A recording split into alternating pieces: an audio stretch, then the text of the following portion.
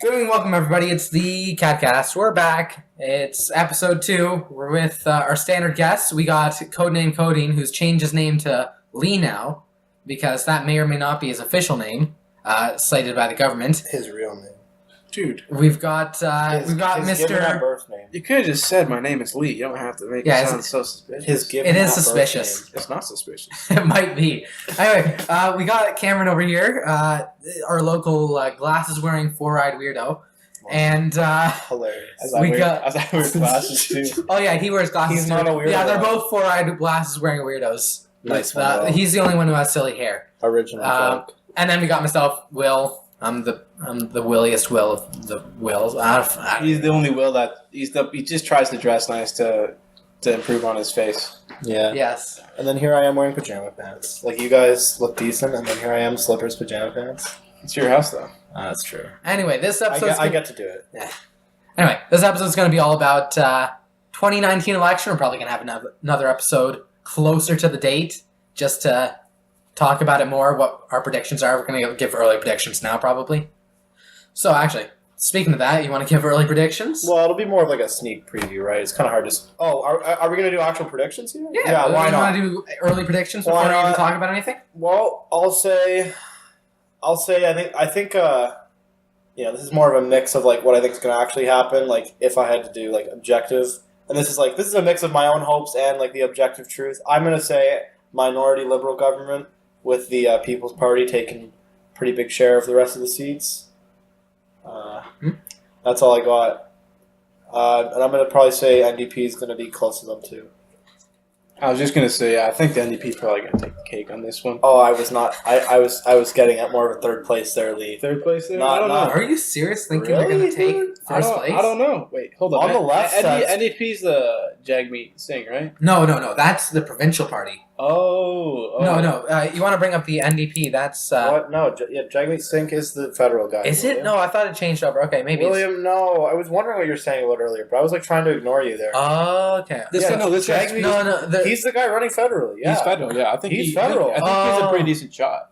Okay. No, I don't. With Trudeau, I don't see it. Trudeau's too likable by all the normies. So here's the interesting thing about this election. We've got two really influential candidates and two really shit candidates. Who are you putting as the? I know which one of the shit and one of the influential. I think I know which two you're putting. Okay, we have two really influential candidates and two really shit candidates, but the two shit candidates have the popular parties. Oh, I know. We've got Andrew Scheer, who's just this weak morsel of a man. And then we've got Justin Trudeau, who's got the pretty boy face, but he's just as weak as what's his name? Andrew Scheer. He's a little stronger than Andrew. Maybe he could beat him in a single arm My wrestle. opinions on Trudeau are my opinions on Trudeau are the same as yours, but I think that the public looks at Trudeau in a very positive light. What do you mean in a positive light? I don't see. Let's take a look at his popularity. Get that search. I think you're thinking he's really negative because to most people in like heavily politicized groups, he appears to be like doing bad. But at most normies, I don't think he's. Shit, maybe I'm wrong about this. No. I like last time I saw it, he was about 33. Don't we have like fucking an approval rating or some garbage like that? Let's take. Is that look a at, thing or is that just a states thing? Take a look at. I should know images. this. Go look at the Search up- graphs. The graphs are there. This is. This is super old. Look at Trudeau. Oh wow. What was the word you used before? It was. Look, I'm not like I wouldn't be surprised if that's accurate. Anyway, I think Trudeau's doing like really well to normies. it wasn't even. It was popularity. It was early polls, I guess. I think to all the normies and people who don't like care about that much about politics, I think Trudeau is gonna. I think that's why he's gonna win. There was something I saw on CTV, And whereas like, I definitely don't think he's going to get a majority. oh, he's 0%. He's getting a majority. I don't think. I'm calling it right now. No.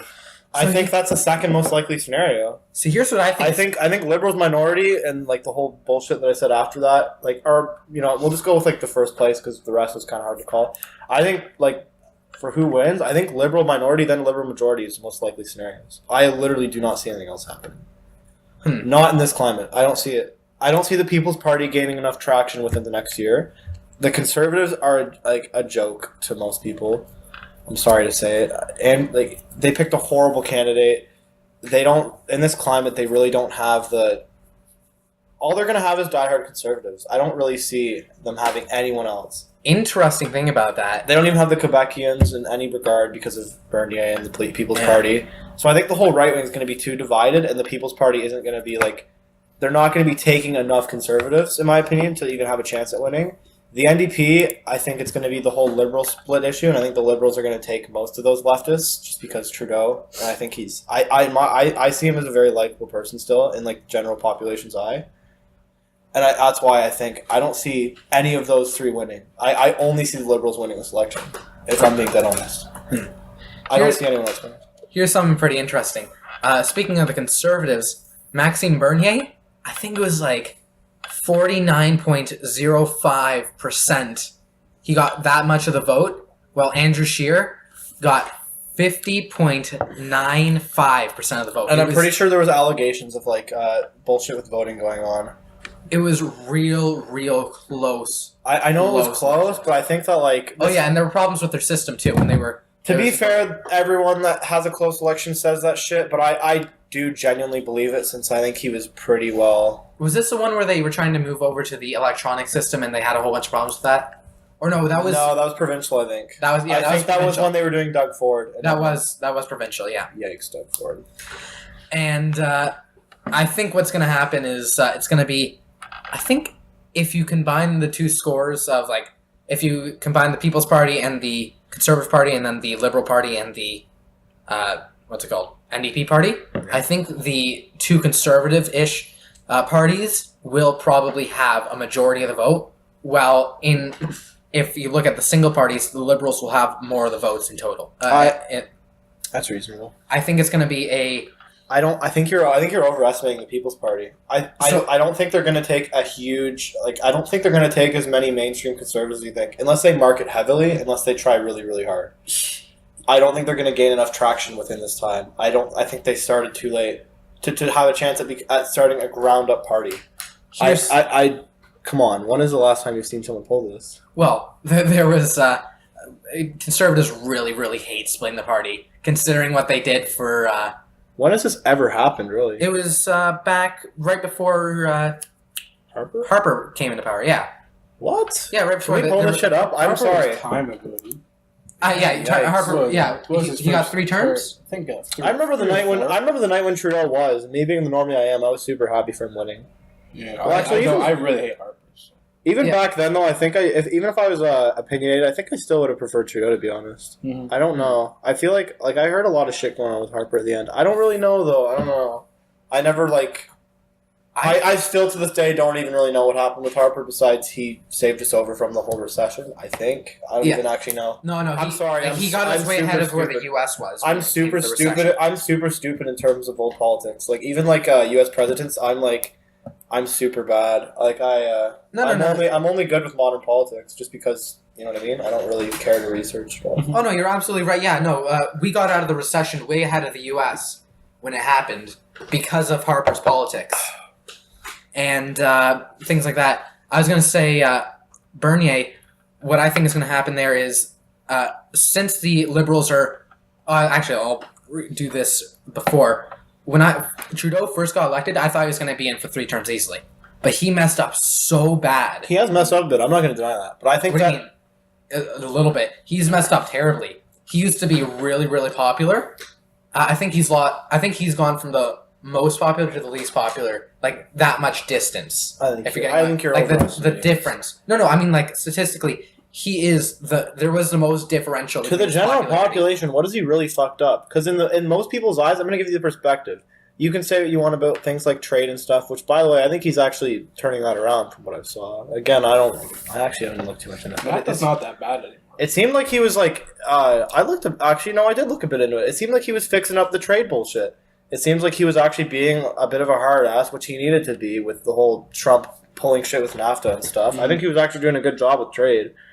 Almost as good as a really economic conservative would do, to be honest with you. I think it was almost out of left field literally out of left field for someone like Trudeau, a pretty standard guy, to actually pull the trade stuff he was doing. And what else has he really done to hurt the general population? I think there's a few things. There's a lot of like. Let me finish here. Oh. With the whole India thing, I think that looked pretty bad. But then you look at like the big things that stick with people. Legalization. Think about how many Canadians statistically smoke pot, and think about how many. All they're going to remember from him is this motherfucker legalized weed. That's it. That's what a lot of people are just going to remember him from. I'm being honest. My grandpa, like any old, like elderly people. For most normies, for most normies that like don't care about all the nitty gritties of politics like us, all they're going to remember is this guy legalized weed. I'm being honest. Most people when they vote don't do as much research and shit. I think that is part of the reason why he'll win, is because people that are underopinionated are going to be the reason why he wins. I'm kind of done there.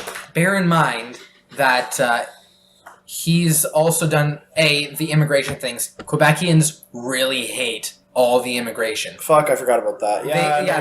They really. So he's a Quebecian first and foremost. Like he said, if I'm going to leave Canada, or if Quebec leaves, he's going with Quebec. That's like a major thing he's like a misstep that he's done that made him unpopular with a lot of people. Another thing is Quebecians really hate immigration, so he's going to lose a lot of Quebec votes because of that immigration stuff. No, you're right. I'm going to be honest with you, Will. I totally forgot about that because I remember you pointing this out to me earlier. I remember looking at that myself, and I forgot about the whole immigration bullshit. Forgot about how Quebecians don't like that. Yeah, that's a good point. Totally forgot about that. But Justin Trudeau and just in general, when he got elected, I thought he was going to be there for 3 terms, but then he's messed up so much that he's lost all this popularity. And then I think he's because what's his name, Maxime Bernier has come in and he's like, okay, I'm going to support Quebec. I'm going to be good for the rest of Canada as well. I'm going to do this. He's going to take a whole bunch of Quebec votes. And he's going to take a whole bunch of votes from the rest of Canada because they don't like the Conservatives. They don't like the Liberals. So I think it's going to be a lot like the Liberals. They might not even win.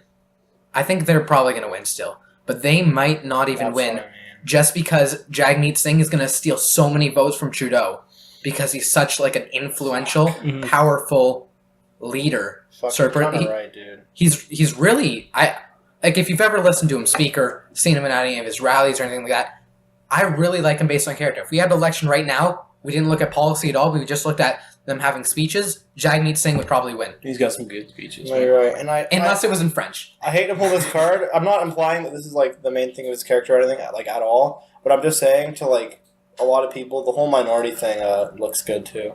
Yes. I'm just being straight up, and you know what I mean. He'll take all the fringe leftist votes because NDP. No, you got a good point. I think I was actually underestimating him, especially even like talking about my predictions. I think you're right. I think I'm underestimating Jagmeet.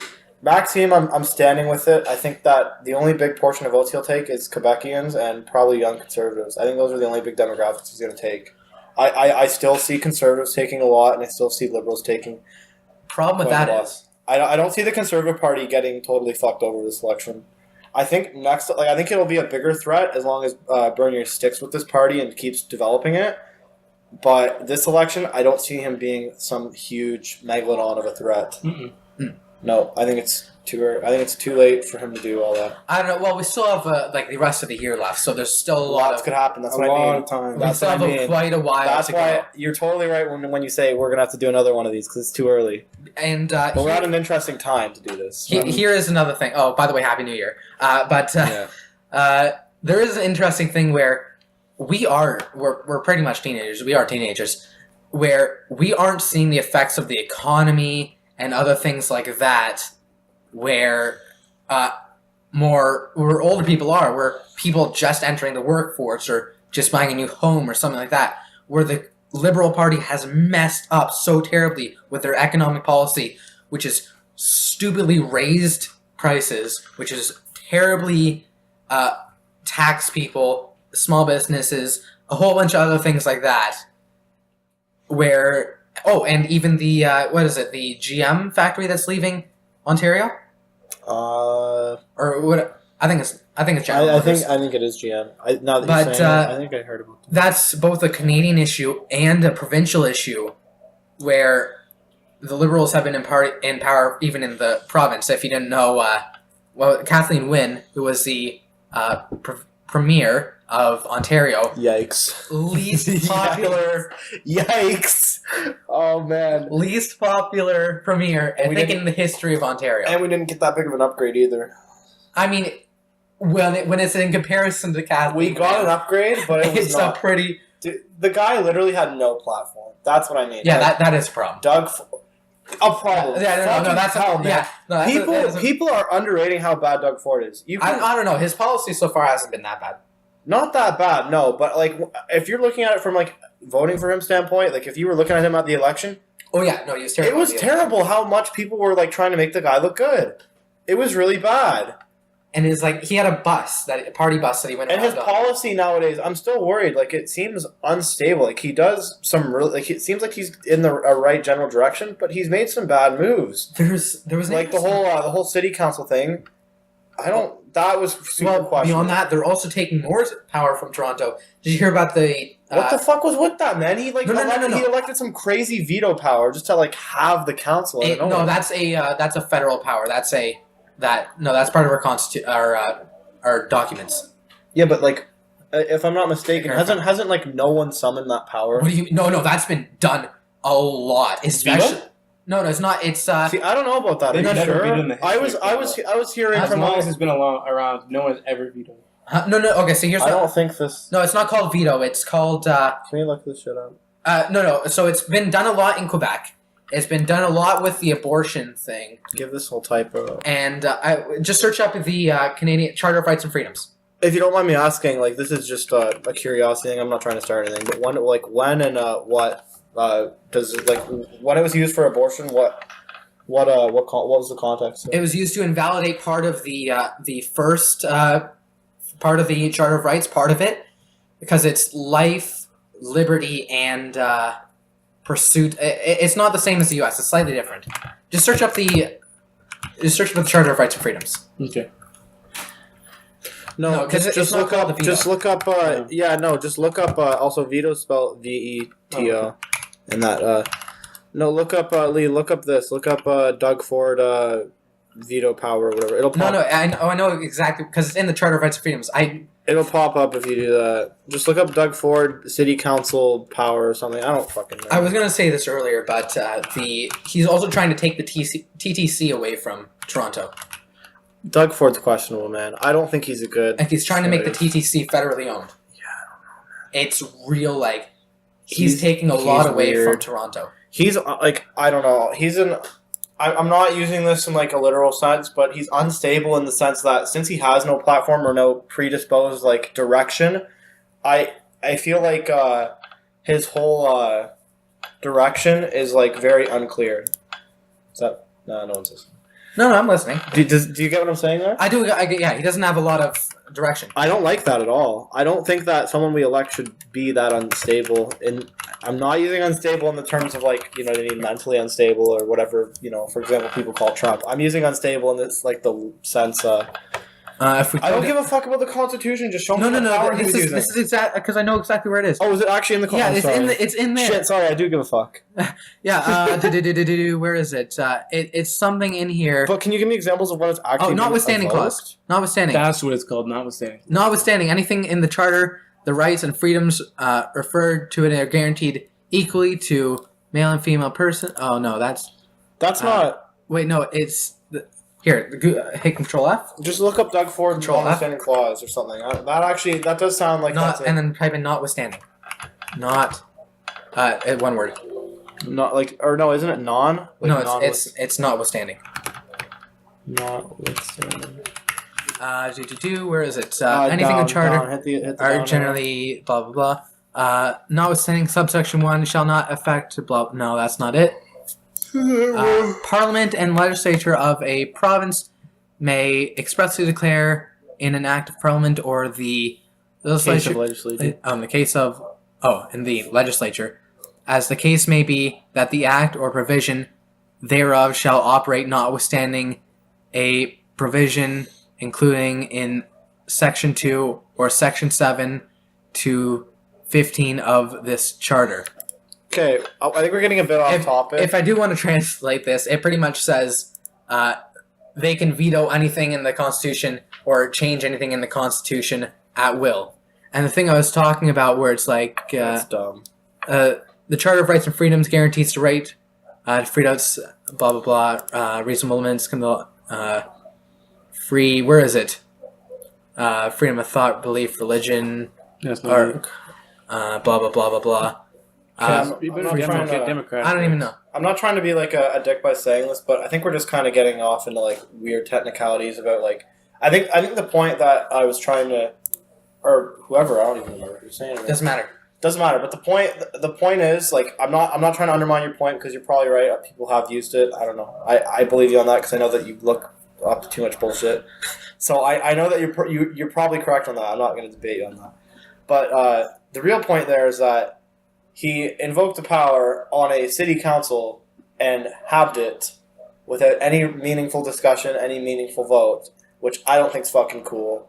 No matter what the context or no matter who's used the exact same power, not cool in my books. I'm going to judge you equally whether anyone's used it ever.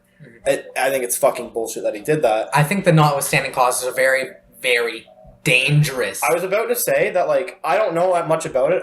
I mean, as you can hear right now, I clearly don't know much about it, but I don't think that should be a thing at all. I don't think someone should be able to null the fucking Constitution. It's not the Constitution. It's the Charter of Rights and Freedoms. That counts as our Constitution. Yeah, it kind of is. That's what when most people refer to Canada's Constitution. Oh yeah, that's exactly what they're talking about. That's what I mean. Yeah, like when I was launching it, that's what people refer to our Constitution as. Which is, like you said, it is inaccurate because I know what you're about to say. It's been changed.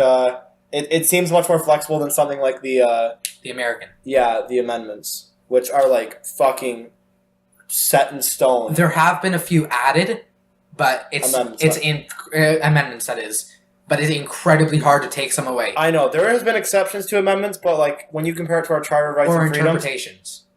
Yeah, there hasn't been changes. There's been interpretations. Yeah, well, no, has there not been changes? I know that this is. There's been additions. There's been interpretations, but there's not. I don't think there's been. This is going to be really. This is going to be really dumb. But didn't something to do with slavery change with the amendments? It's no. You know what it was? It was the right for every man. Every man is born. Every man, woman, child, blah. Or no, it was every man is born equally. Was that added to null out slavery, or was there something to do with slavery? That was already in there. It's just okay. It's just the interpretation wasn't there for women. Okay. The interpretation wasn't there for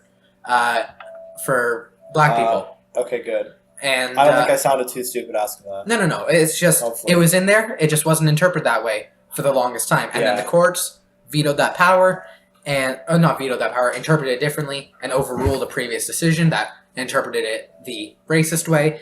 And now we have today's situation where they have equal rights under the Constitution. No, it makes sense. When you think about things like guns, a lot of people argue that that's been interpreted in one way or another. Exactly, more restrictive, or some could argue even more lenient, while mostly more restrictive. It's mostly gone the way of restriction of that amendment. Yes.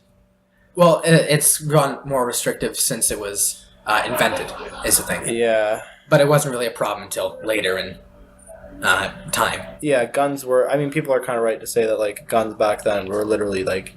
I mean, come on. No one's going to debate that. No, there were automatic rifles. Well, there was. I know there was. I know you're going to say that. There were literal cannons on ships that people could have. And there were cannons that people could drag around freely and that they could have. There was, but I think the point that people get across when they say guns have changed is that they've become much more optimized. You can carry these automatic weapons in a form factor that's much more ergonomic, much easier to carry. I'm not saying I agree with it, but I'm saying that you can't deny that guns have changed. Yes. I am not saying I agree with those people, because those people that use that argument to say that like the amendment should be taken out are, in my honest opinion, very wrong. I think that amendment needs to change, and I think that Canada should have something similar protecting gun owners. But we're not getting into this. The thing is, cannons are now illegal today. I was just going to say, you can't carry around a cannon. I know. In the U.S. And if you want to use the automatic weapons, and if you want to use even any automatic weapons, you have to get a fucking crazy-ass permit, which is like near impossible to get. Or it's a really old gun. This is for another day, though. There you go. Oh, you're talking about Canada for automatic weapons? Oh, no. This is U.S. Canada, you can't. I was going to say Canada, you can't have automatic weapons. You can't conceal carry in Canada or open carry.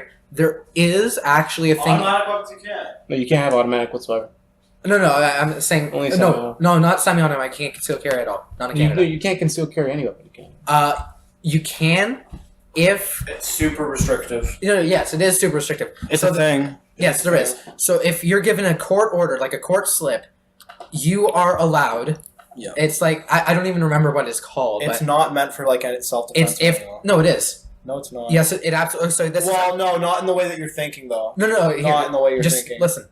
So there's No. there's multiple of them. There's one for hunting, which is the one that everyone knows about, Or your job or something. no, or your job or protection just from like animal or But wildlife. it's not self-defense. in Yes, the there sense- is. Not in the sense like the states, though.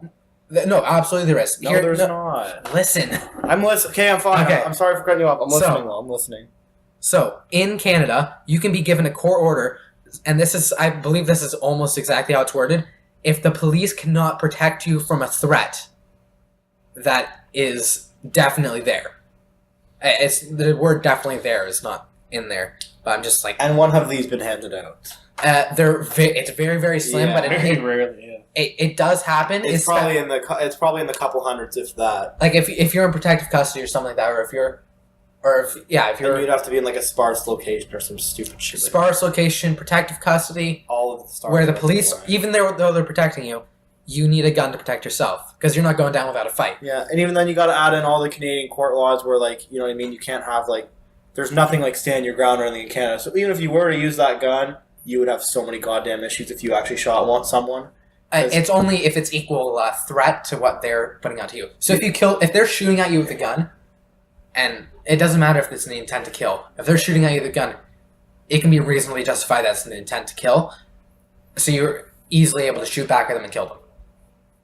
It has to be equal what they give out to what you put back. It still isn't as guaranteed as something in the States. Yeah, it's not as going to Like that case would probably be going through a lot, and if you know what I mean, if certain details aligned in their favor, even if you use that argument, I don't know if it would be like a book closed sort of thing. Well, Canadian. My point is that Canadian self-defense laws are dog shit. yeah, no, but that's why they give out those slips because they know there isn't a perceived threat. If they won't give out that slip if it's not a perceived threat. Can we If actually it's get back not to this because I know that you've done law stuff. Because I kind of just told you that you're wrong, which is bad. So like if you were actually got into a gunfight with someone and they were if it was proven that they were the aggressor and you killed them, and they say they didn't even shoot you at all, you could win that case. Depends on what they do. Or would you get manslaughter or something? No. So it depends on what you do. If what they do too. If they're trying to shoot you with a gun, you're more than welcome to shoot them back with a gun. If they're trying to beat you to death, Kill though, If they're- like death. huh? Like kill them. If you kill them, Yeah, if you kill. Oh, sorry. If they're shooting at you with a gun and you shoot them back and kill them, and if you disarm them and grab their gun and shoot them back, you're perfectly fine. Most of the time, there's a big legal case. But you will probably come out just fine. If it's like you're being beaten to death with a lead pipe, then and you grab their pipe and start beating them to death with it, that's probably a harder case to win because it's not as instant of a death. Mm. And it's sort of that whole concept of depending on how quick it happens. Yeah. But I think we should get back to what we were actually supposed to talk about. Definitely. In Canada, it's definitely not going to be like a straight run. It's not an open and shut case. I was about to say, no matter how you put it, gun violence and all this that you're talking about, even with that, you're going to have a tough time in court. I think Canada should have better self-defense laws in the favor of defense, but that's where It's shoddy when it comes to like defense and stuff, though. it shouldn't be though. You should be able to defend yourself, and you should be able to carry your own guns. But we won't get into that today. I think there's actually something I in. slide that in. I think there's actually something in the People's Party about. Maybe it's under Unleashing Canada's Potential. Is where it says it's something about permanently expand, blah blah blah, equalize. Corporate wealth. There's a Where lot is of it? stuff about guns on here. I don't know if you saw. I It's saw. nice. Where is it? Where is it? It's nice. They're like seriously These- protecting gun owners. Decentralized. Not in the sense we were talking about. No self-defense. Power, Ottawa, Step in the Bernier. right direction, though. I'll tell you that. Groups. Where the heck is? Oh, there it is. Oh, it's right there. Yep. Oh man, this is I just so missed it. nice. Oh, it's great. Here. This is under the People's Party of Canada, which is the Maxime Bernier Party. It's just what people are calling it. That's pretty much what it is. Let's be real. So, Yeah, this is it.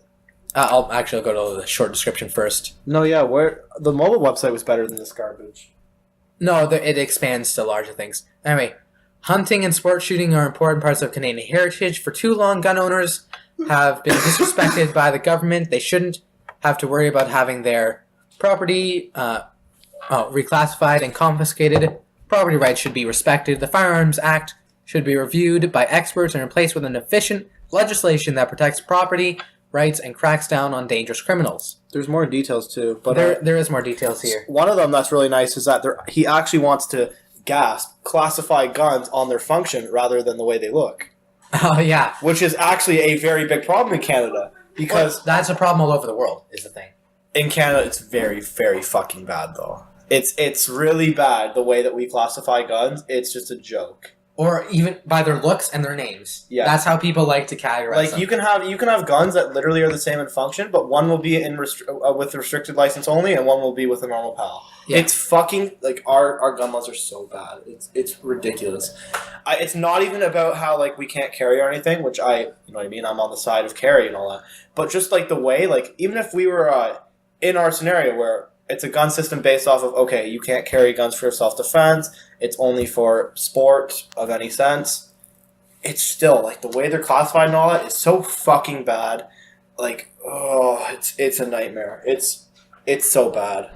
And the rights that they take away from gun owners is just, like, it's too much. It's way too much. well, think about the AR-15. What does AR stand for? Do you know? Lee?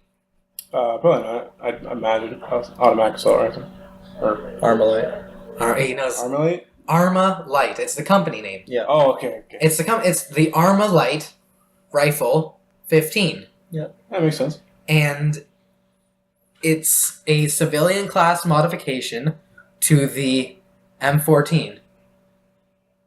Or I believe that's what it is. It's The M14 is that fully automatic? that is fully automatic. Yeah, it's an that's actual what- military gun. I didn't realize. I didn't No, realize it was the I thought that M14. was the M14. Oh no, it's I didn't realize it was the M14. The M14's No, no, it's itself is like a repeater. It's like a it's It's I know what you're talking about though. It's like the more modern one, not this bullshit. Or is Yeah, it this bullshit? 'Cause yeah, it's yeah, heavily yeah. modern. Yeah, No, it's it the is. same. It is. It is. Yeah, it Yeah, is. It is. It is. it's the M4A1, M14 or M4A1. Or They're the same name. I don't know if it's M4A1, but it's M1A. Oh, it's M1A. yeah, we get the idea. Well, we get it. Yeah. No, sorry, you're right. Yeah, the wooden. Yeah, it's all the same shit. You've heard of bump stocks? Yes. Okay, those Yeah. are legal now. They should be. And to be honest, I was about to say, to be honest with you, I even agree with them being banned. I think they literally they take away the point of fully automatics being even and banned. semi-automatic as well. Yeah, no, they take away the whole thing. I think Well, the thing is, how have you seen how fast They're fucking crazy. they're I know. literally fully. No, automatic. I mean, yeah, No one's they debating do make them this. fully automatic. No one's They're debating that. but have you seen I do like? like the science behind it though. It's kind of fun. Yeah. No, it's a super cool idea, but like, come on, Yeah. The people that try to argue against banning them are like, come on, dude, you literally know what they're doing.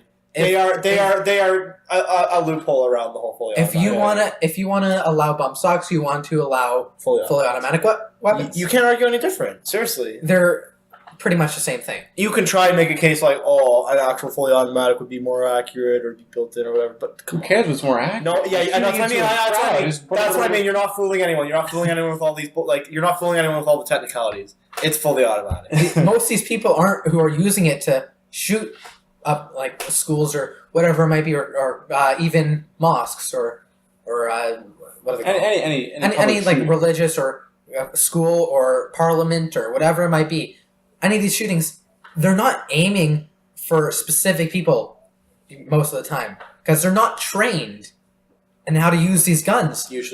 Usually, they're mostly just these civilians that have gotten their hands on guns that shouldn't have their hands on guns because they either have a mental disability or not that saying that people with mental disabilities shouldn't have guns, but people who have dangerous tendencies either because of their mental disability or have dangerous tendencies in general shouldn't have guns. The ironic thing is that usually it's due to them circumventing laws that were put in place by people that are trying to heavily regulate guns. Yes. That's the ironic thing there. You know what's I'm going to go a little off topic here if it's all right. The whole UK Knife ban? knife free. Knife. That is hilarious. They're putting a knife ban in. No, well, I don't know if they're banning it, but I started getting ads on Spotify. I started getting ads on Spotify about like people like it sounded like I thought it was a joke. That hang on. Oh, buy back. It says it right there. Knife.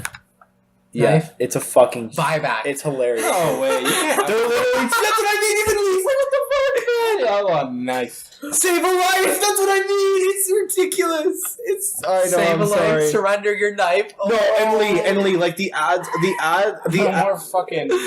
on Spotify I was getting, I thought they were like meme ads. They were the guy was like, I've been knife free since like whatever. When I accidentally stabbed myself or something, my girlfriend was like, it sounded like a fucking. When like, I was fucking making my avocado toast, I actually pushed too hard on the corner. It sounded like a fucking alcohol anonymous. It sounds like you ad. had a dull knife. You retard! You're fucking holding a knife. Like you don't need Knives have been around since like the beginning of time. You can't regulate knives. Who the fuck? Oh no, they're making. They're trying. Like, I mean, I'm cool with like regulating like switchblades and like why? very quick knives. I don't You can press agree it. with You can press a button and the blade instantly pops out. No. What if you have something that you can just draw from your? No, Lee. Listen, There's swords and Like you knives have, are no, different. like you have a little dagger. No, like a little dagger. no, Lee. Yeah, no. There's. It's pretty much the same thing.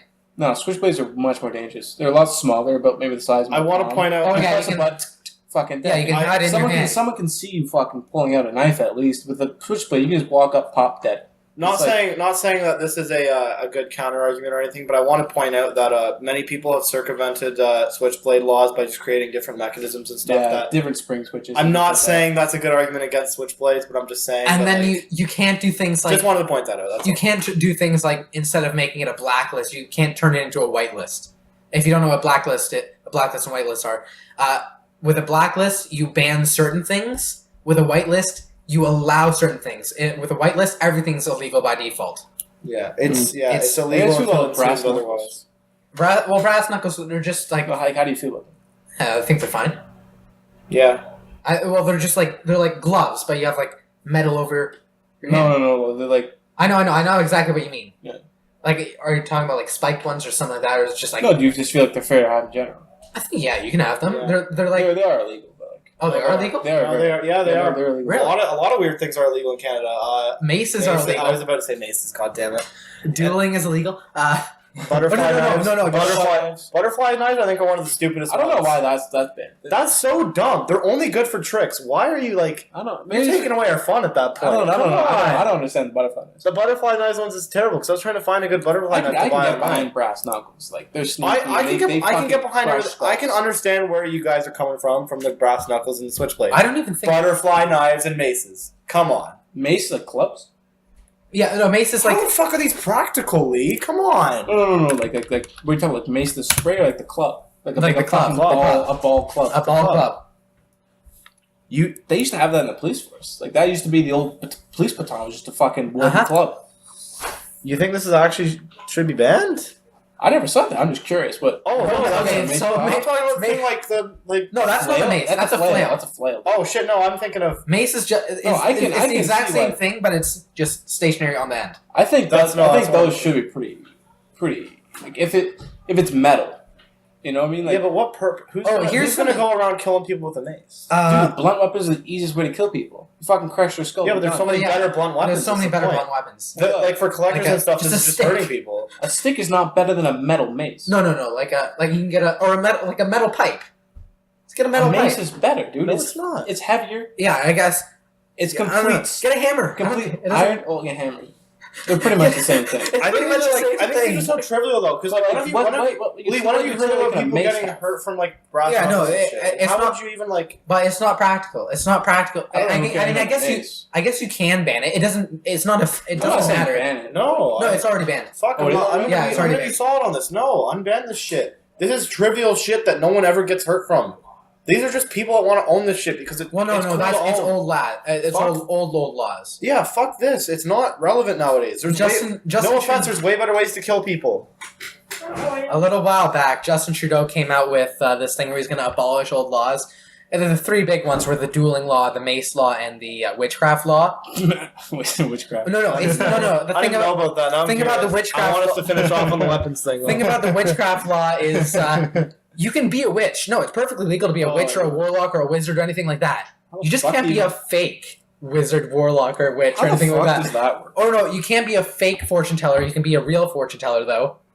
It's just That's stupid shit. bullshit like that. It specifically says it must be you can't be a fake version of whatever it is. You have to believe that you're a fucking witch? Yeah, you have to be like if you have what's the disease that makes you like the mental disease that makes Schizophrenia? Yeah, schizophrenia. If you have schizophrenia and you think that you are a warlock or a wizard, that's probably legal. I think that's legal. That's But- kind of weird. Why is that even a law? But if you're pretending to be one, Who gives a That's- shit? They can't do anything. How come it doesn't exist? it's like that. It's because of the Salem time and all that, where everything was illegal. Oh my God, dude. Salem was Salem's bullshit. so fucking Salem was. I Salem don't. was after Salem, dude. No, yeah, it doesn't matter. Weapons? Doesn't matter. It was made. Why would It was made in illegal in the. legislation? It was made illegal Oh, because before we... before we became Colony, independent. yeah. Yeah, because we were a colony, but because we were a self-governing republic, Yeah. but with more connections. We're still pretty much the same way. We just have more distance between us and the crown.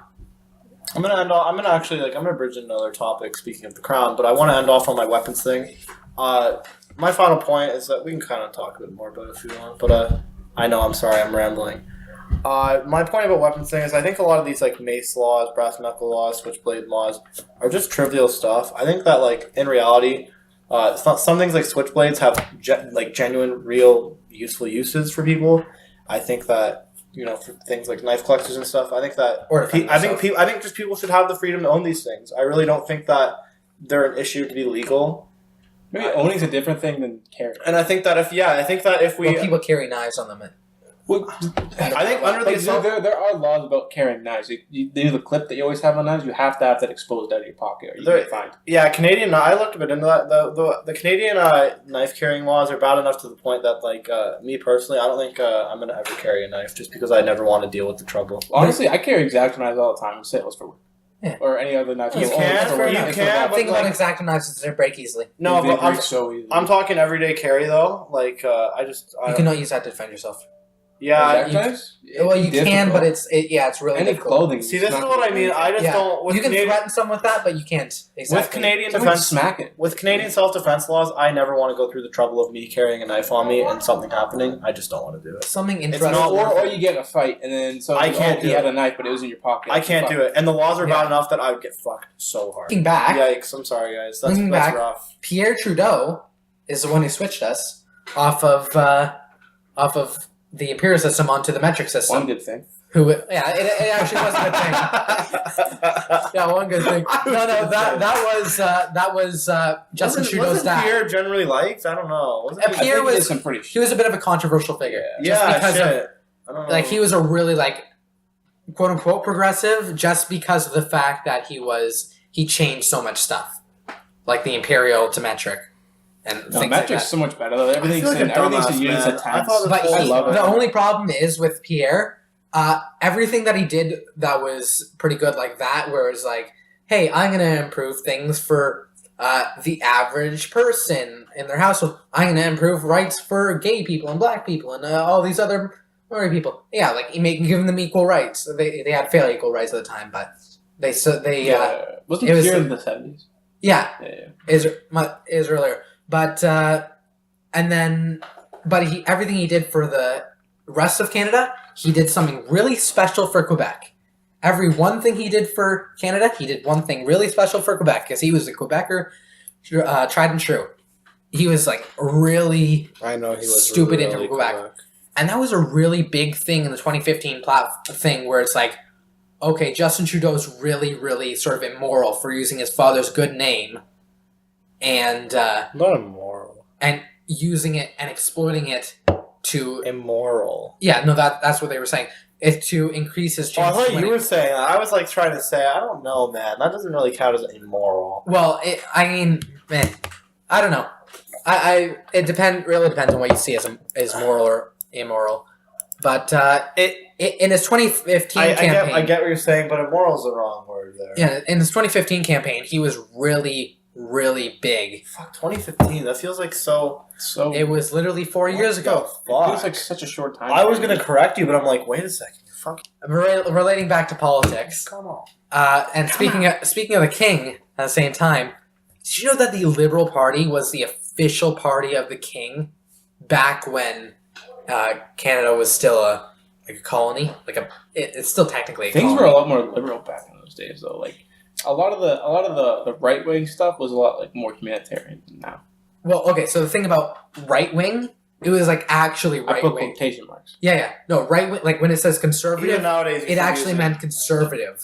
Like if you look up the definition of conservative, it's like draconian, sort of like it's disgusting. Yeah, I don't It's think terrible. anyone would use. Very, very few. And what I don't like is the Conservative Party itself is moving more in that direction of the Canadian Conservative Party. It's moving more in that direction. I The don't People's like it. Party is looking to be like the party that I will be. The following Libertarian Party. for a long. That is like literally the direction that is going in, which I fucking love. But Libertarian has a bad name to it, and people Hey, don't like it for I some don't reason. care what name they use. I know what's up. It's Libertarian's really popular with younger people and the newer generation, Yeah, especially it won't be a dirty word to. especially in our generation, the new generation, Gen Yeah, Z. It's pretty good. Which is actually the most conservative generation. Maybe we thus should far. talk about the election.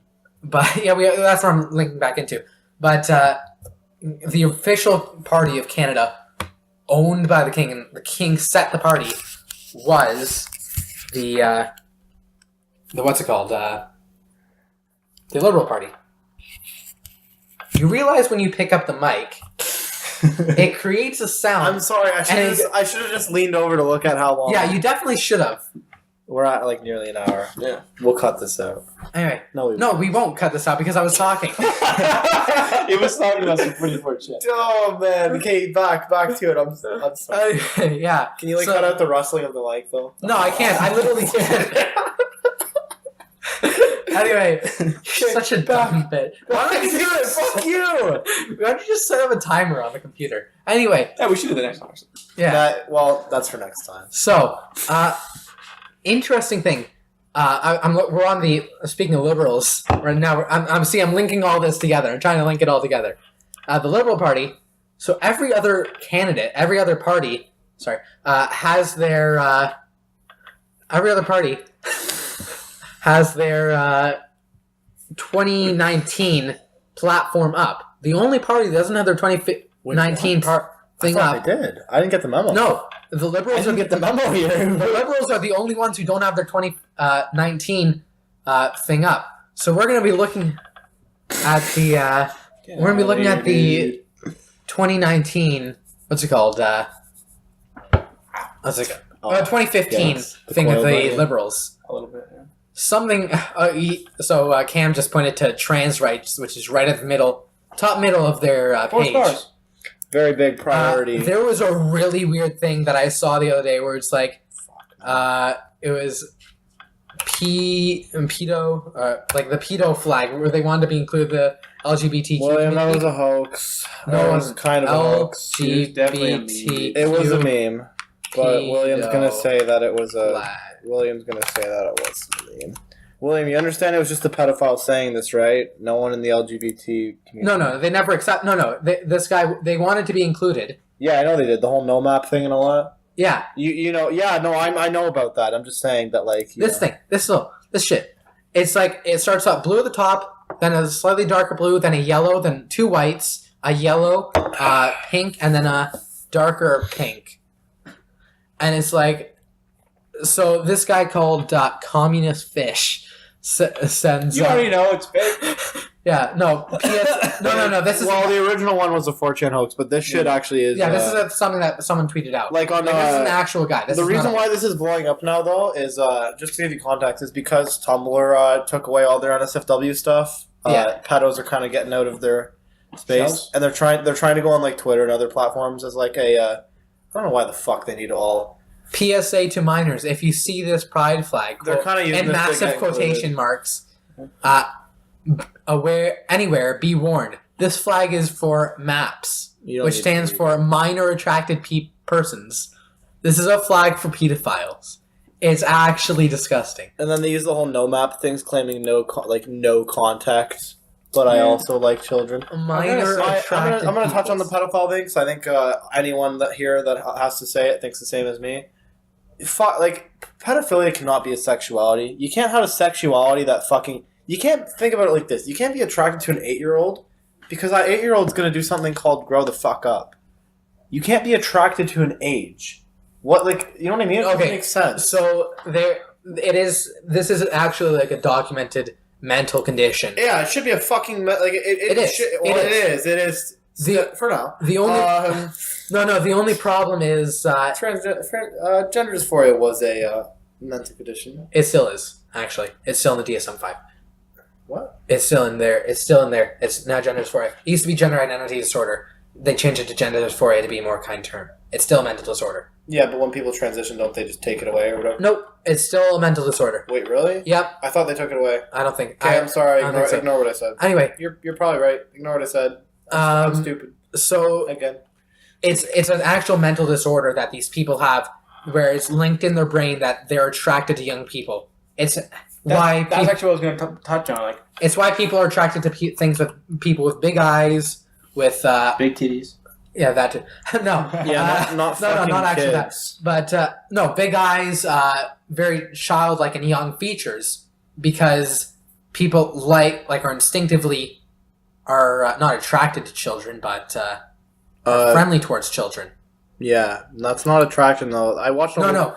And then it's slightly. You're getting the wrong. It's a slight misstep in the process that their brain works that switches it from hey, kids are really, really. I like kids, not in a non-sexual way, to they're sexually attracted to kids, and it's messed up. I'm just very worried because I'm very concerned that with the whole acceptance climate we're in, I'm probably using the wrong terminology here, but you get what I'm saying, right? Yeah, we're in a very accepting society right now. I don't think anything's gonna ever happen for pedophiles. See, this is what I'm just saying. For a whole bunch of other things. That's what I mean. I know that this is a line that is gonna that either will or won't be crossed, but I'm just I have this slight fear that I don't think any of us here can deny that there is a slightest possibility that you know what I mean. I can picture certain extremely PC people saying that we need to accept these people. I'm just saying I don't think this is going to be a universal. I think it's going to be I hope at least it'll be a 95% split or some shit like that, if not even more. I hope that they'll just be ostracized. I'm just very concerned that there's going to be the outliers that make this a legitimate threat to become more normalized. I've got 3 things. I just feel I hope the slope ends here though. I hope that this is where we draw the line.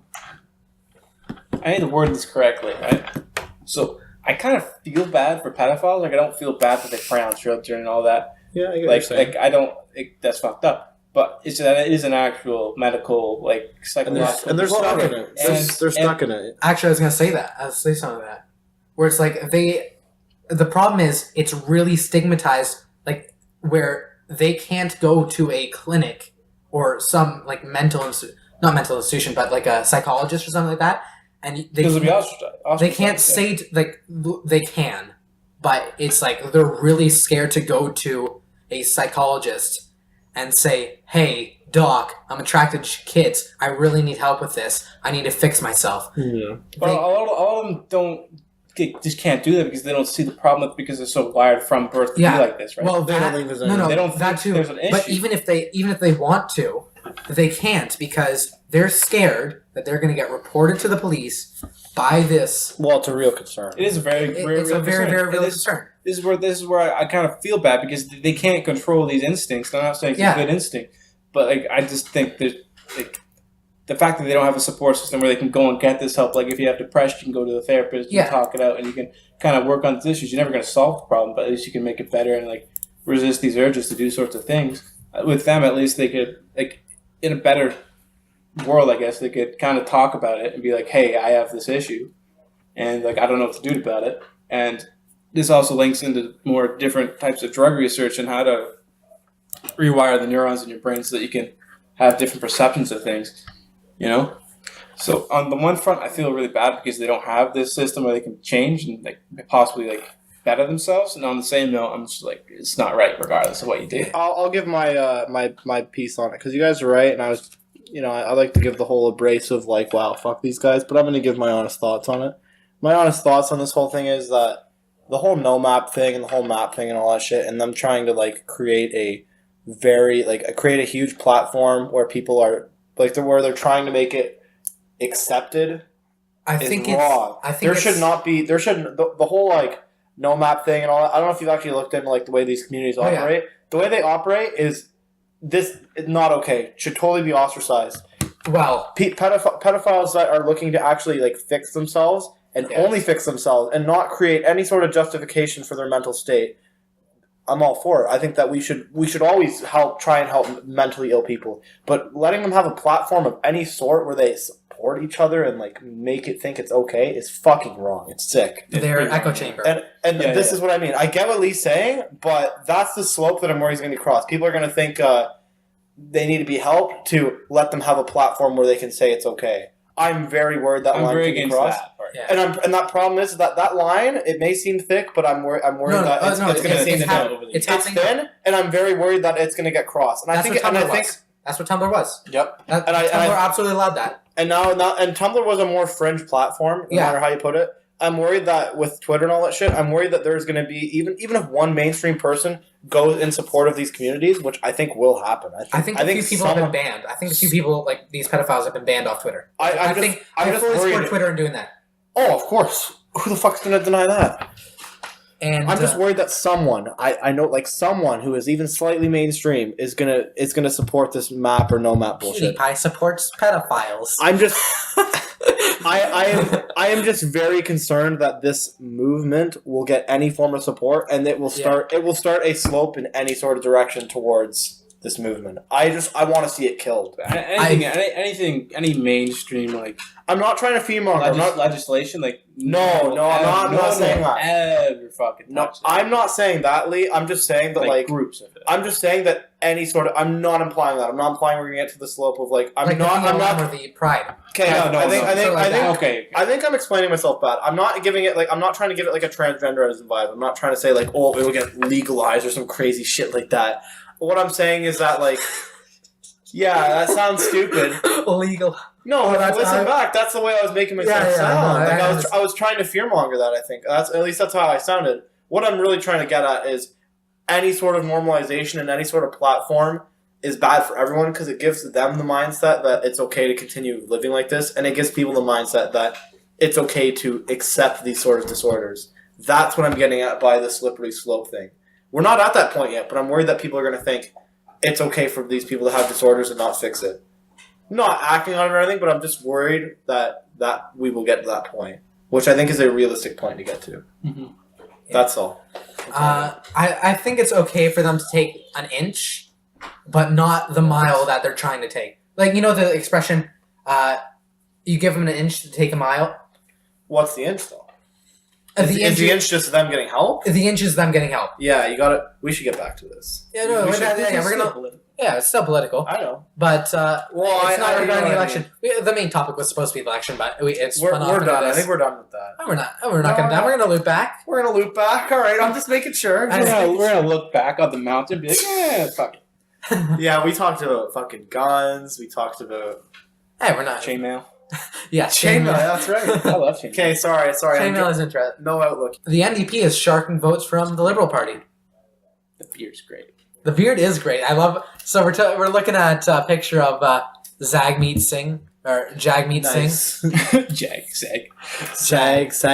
Jing. No, look. Jagmeet Singh. Yeah, that's it. Jagmeet. Well, you said it the other way around. Anyways. Meet Jag. Where's the platform? Because we can talk all we want on a base level. Scroll up. I think it's at the top there. Maybe it's not here. More.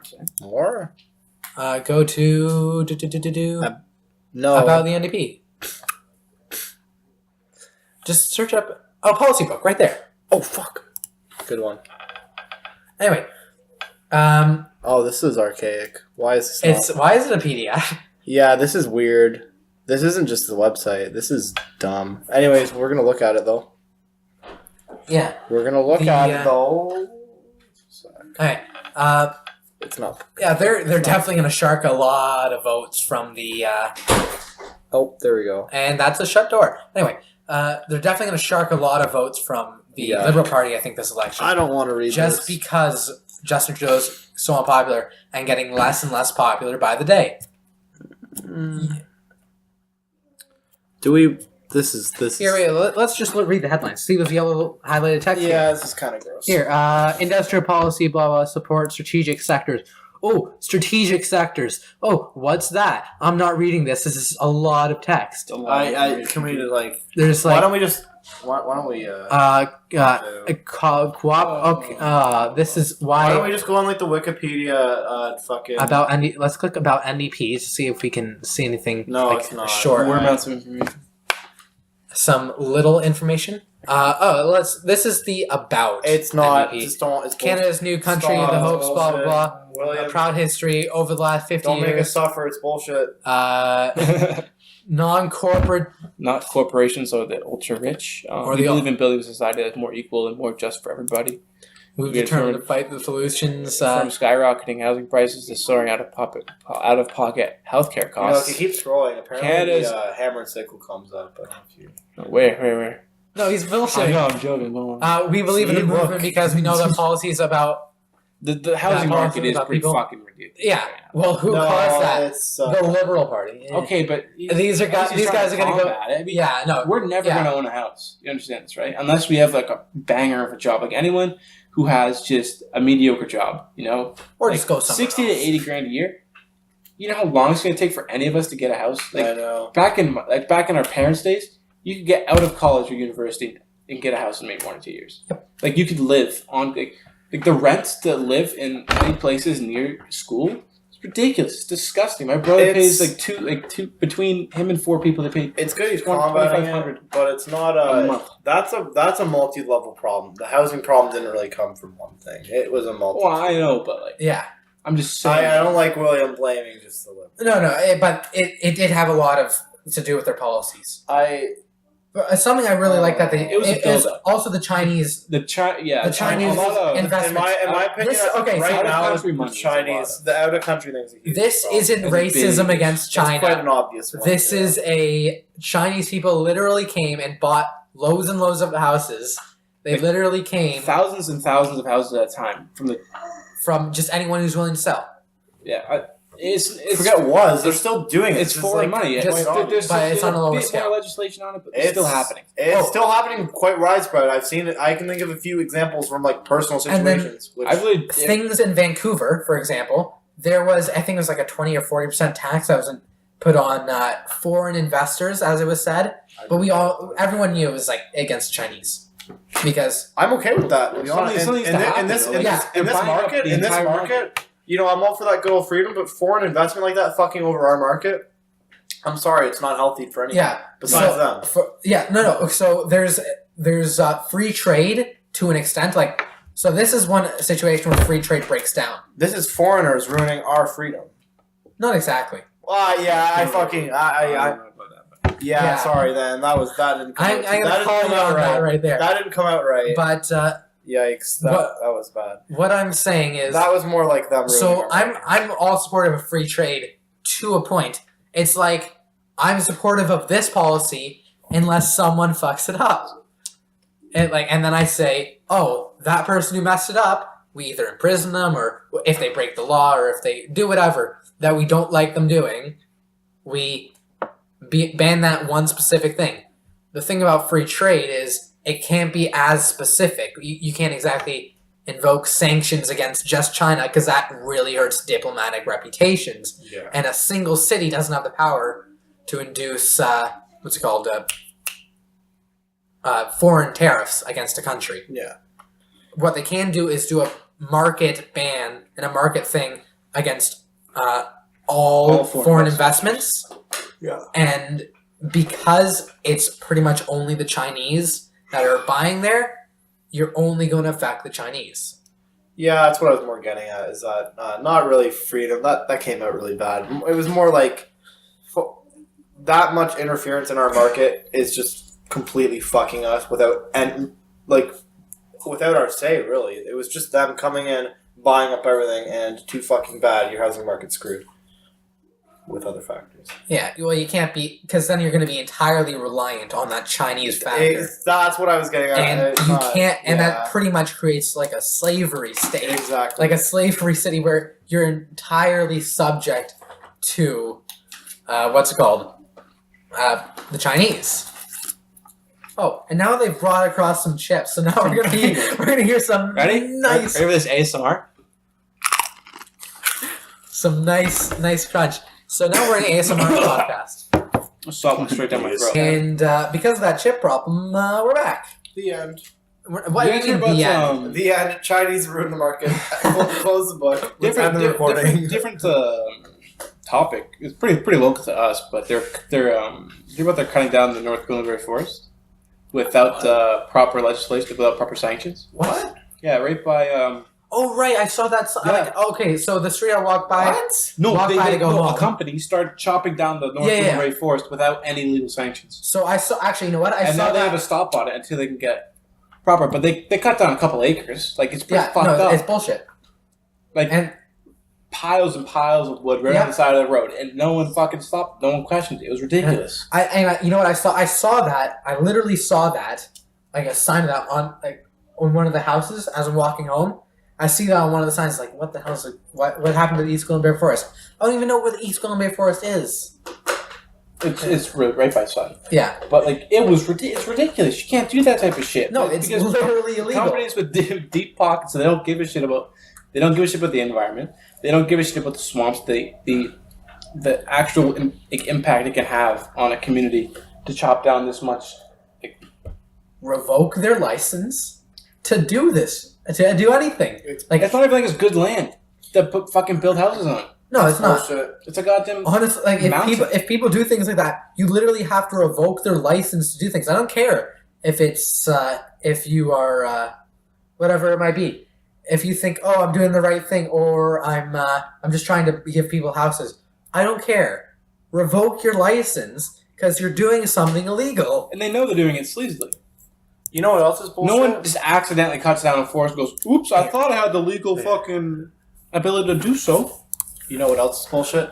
How the NDP and the Liberal website have no platform. The NDP one has a good old PDF with fucking... It's disgusting.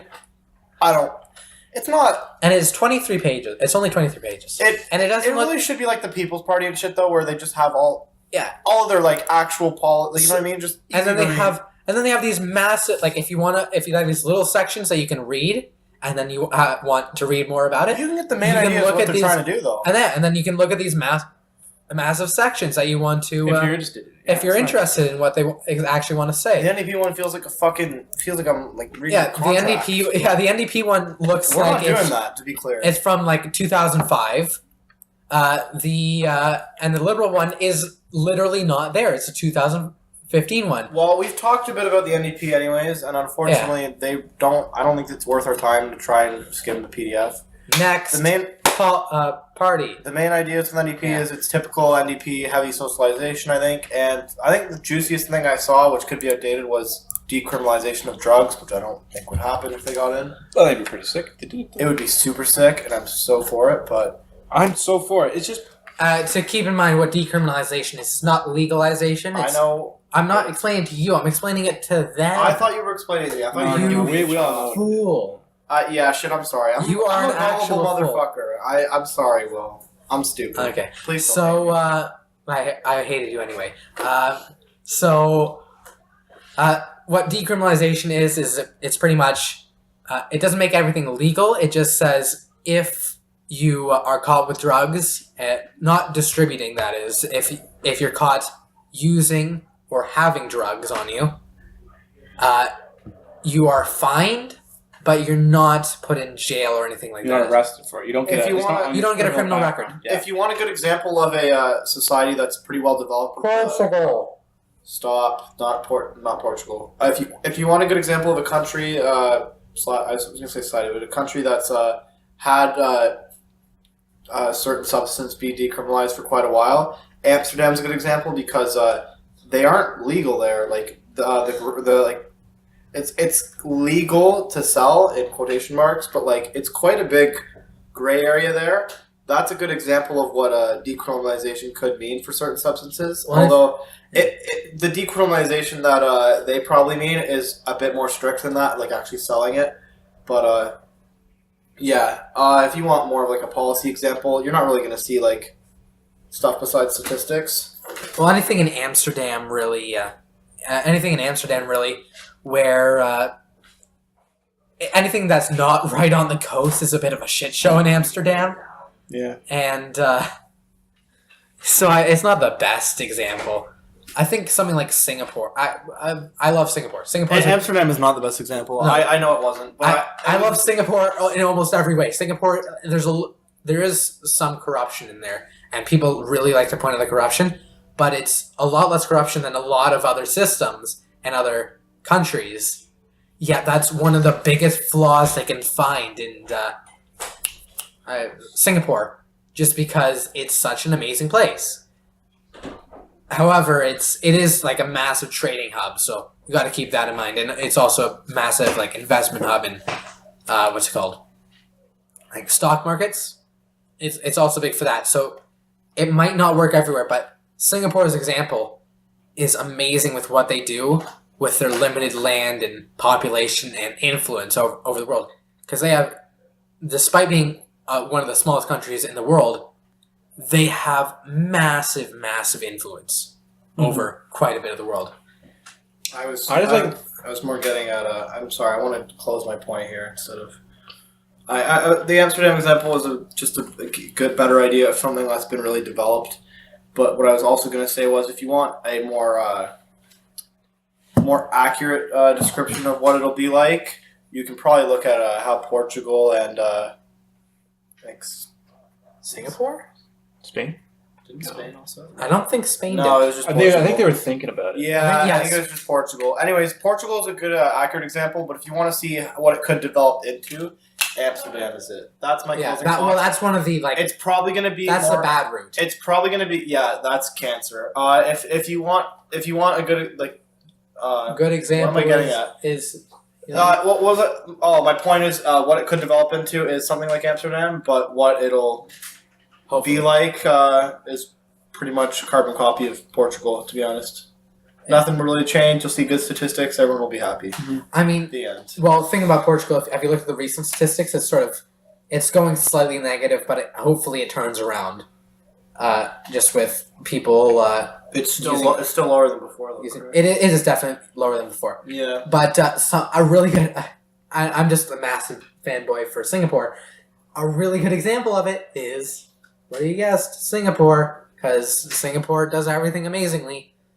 They have a massive black market, but it's a somewhat supported black market, is the thing, because it's surprisingly a very libertarian state. Going on these black markets, that's also why I'm for just straight up legalization. I don't think. Yeah, I think so. I think it'd be a lot better. If people always think, "What, you want to legalize things like cocaine and heroin?" I'm like, well. Yeah, I mean, before they were criminalized, they were fucking used for medicinal purposes. I'm not saying they should be, but they were used for medicinal purposes because we didn't know the other effects of them. Yeah, cocaine. This is what I want to get with decriminalization is the fact that it opens up all these different possibilities. Heroin, you actually probably could argue for medical uses nowadays because I don't think it's. I could be wrong. I'm not too good on my differences between opioids, but I think it's actually not that bad. The reason why they don't use it is because it's heavily. Stigmatized? Well, no, more just stigmatized, really. They're all fucking really addicted. Heroin's an open door.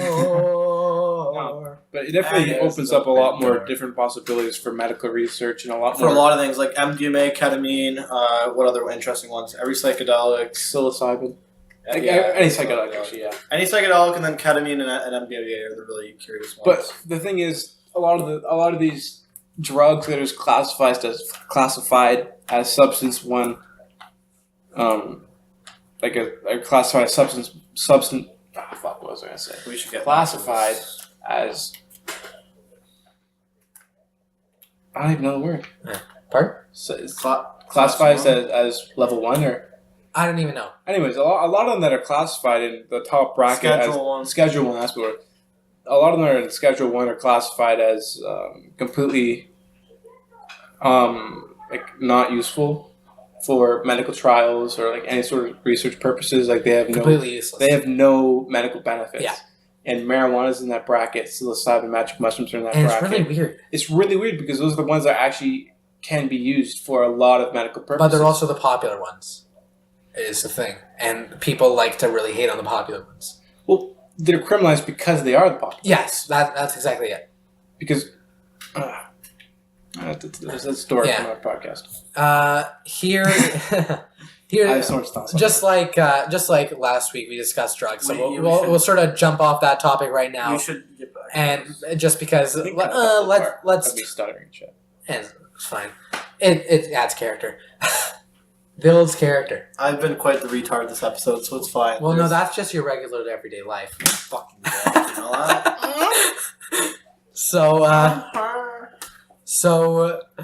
that? Recently we got weed legalized in Canada for adults. That's not going so well.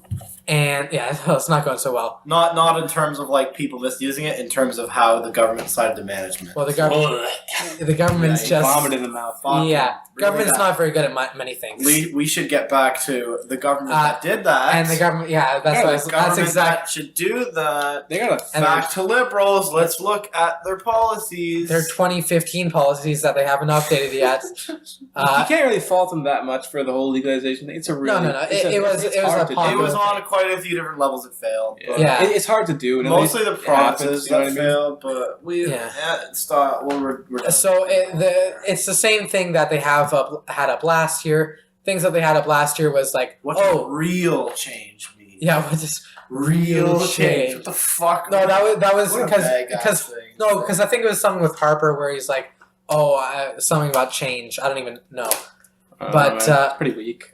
Yeah. Fuck. There goes your phone. Anyway, I mean, looking back on it now, what does real change mean to you? Yeah, we haven't a lot of failure and then legalization. What else, really?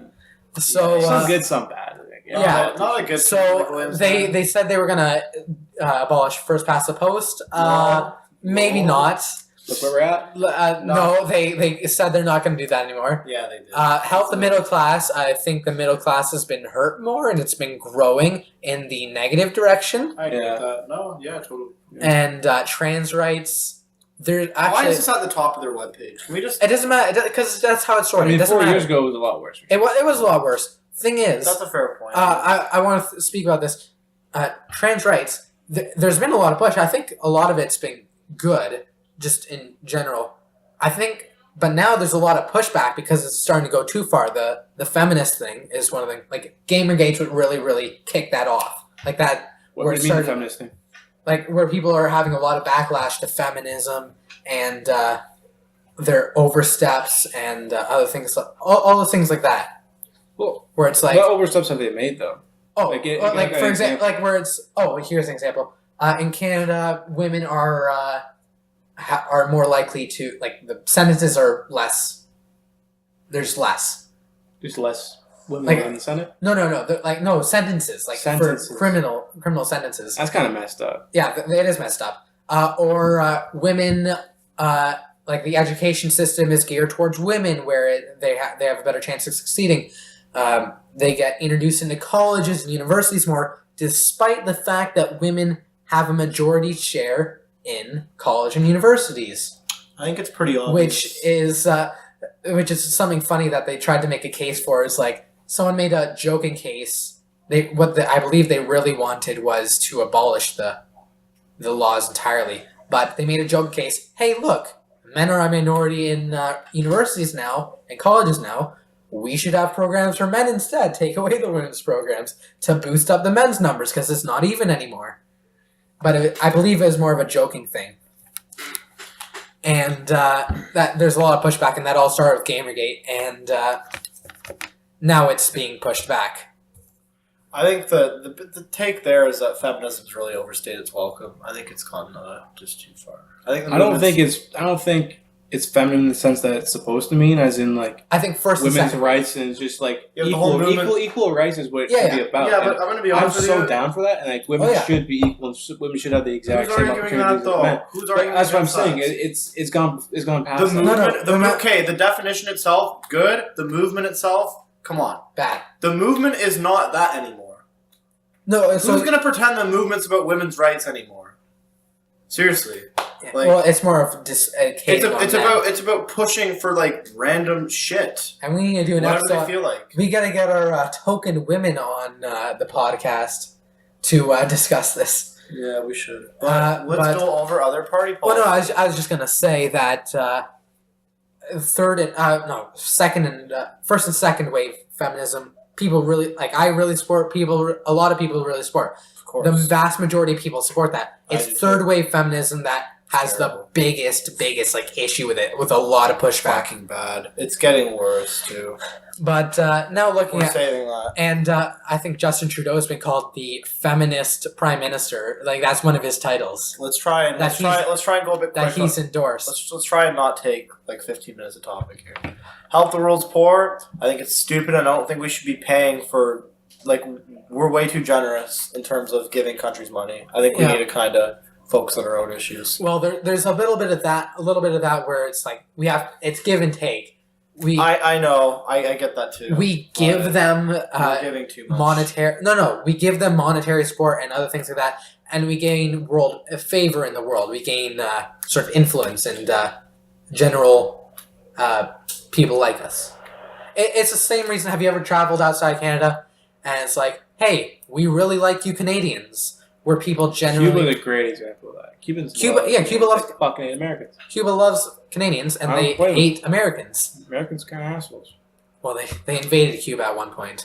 That was the Cuban Missile Crisis and all that shit. Yeah. Stronger communities. That's kind of vague.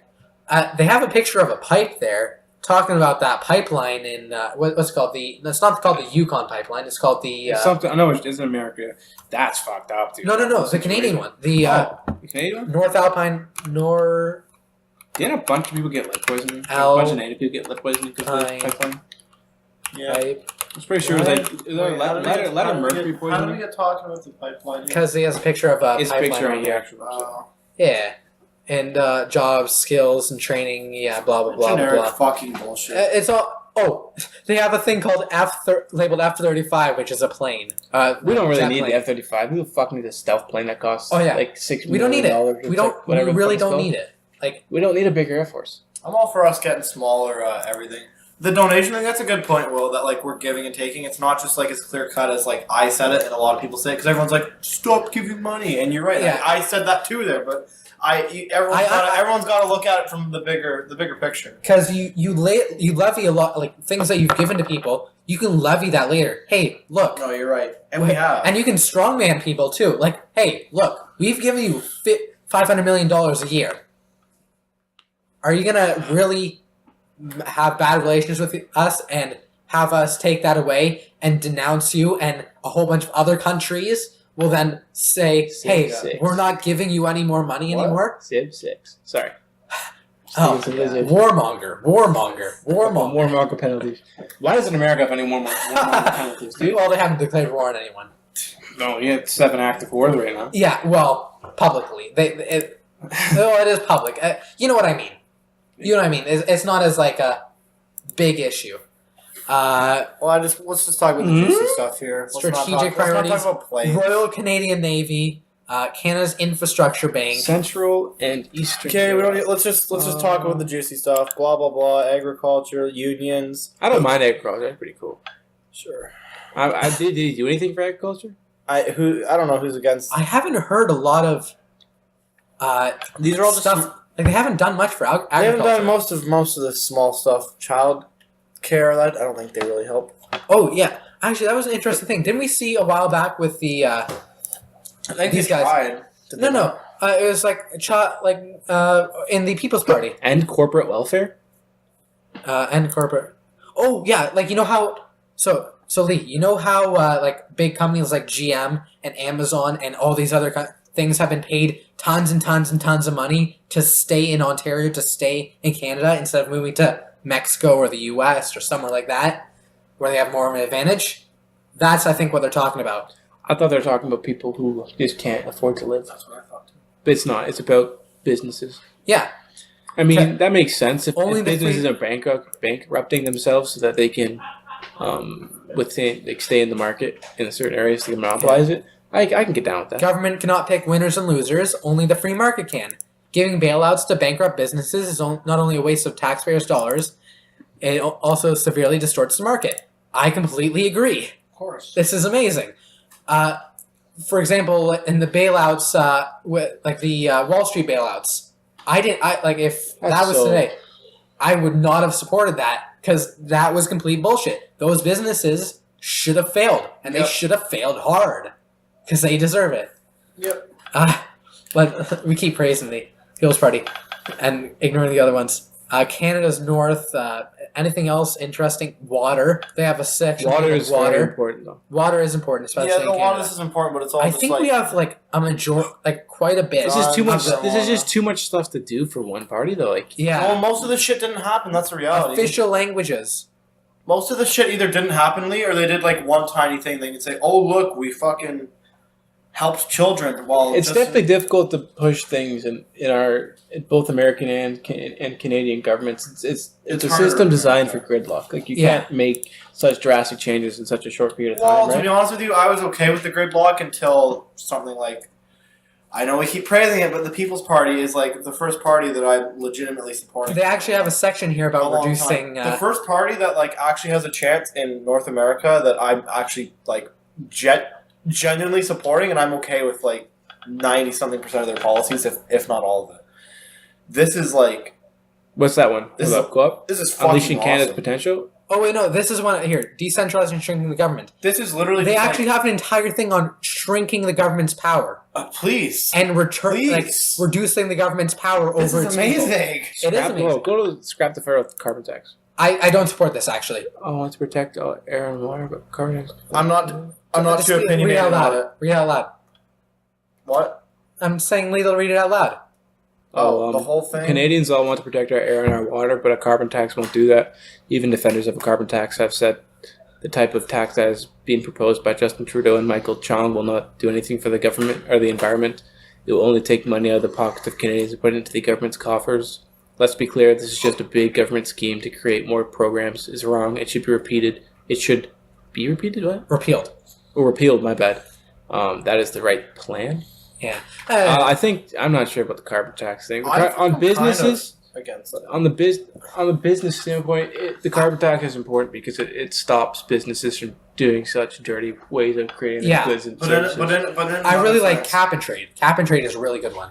You ever heard of cap and trade? In reality, though, is the carbon tax should the carbon tax be the way that we're trying to discourage bad business practices, or should we be just not using these bad business practices? That's kind of how do you change the business practices? That's the that's a thing. good point. But another thing is, are it? people even changing from this? Yes. They have to.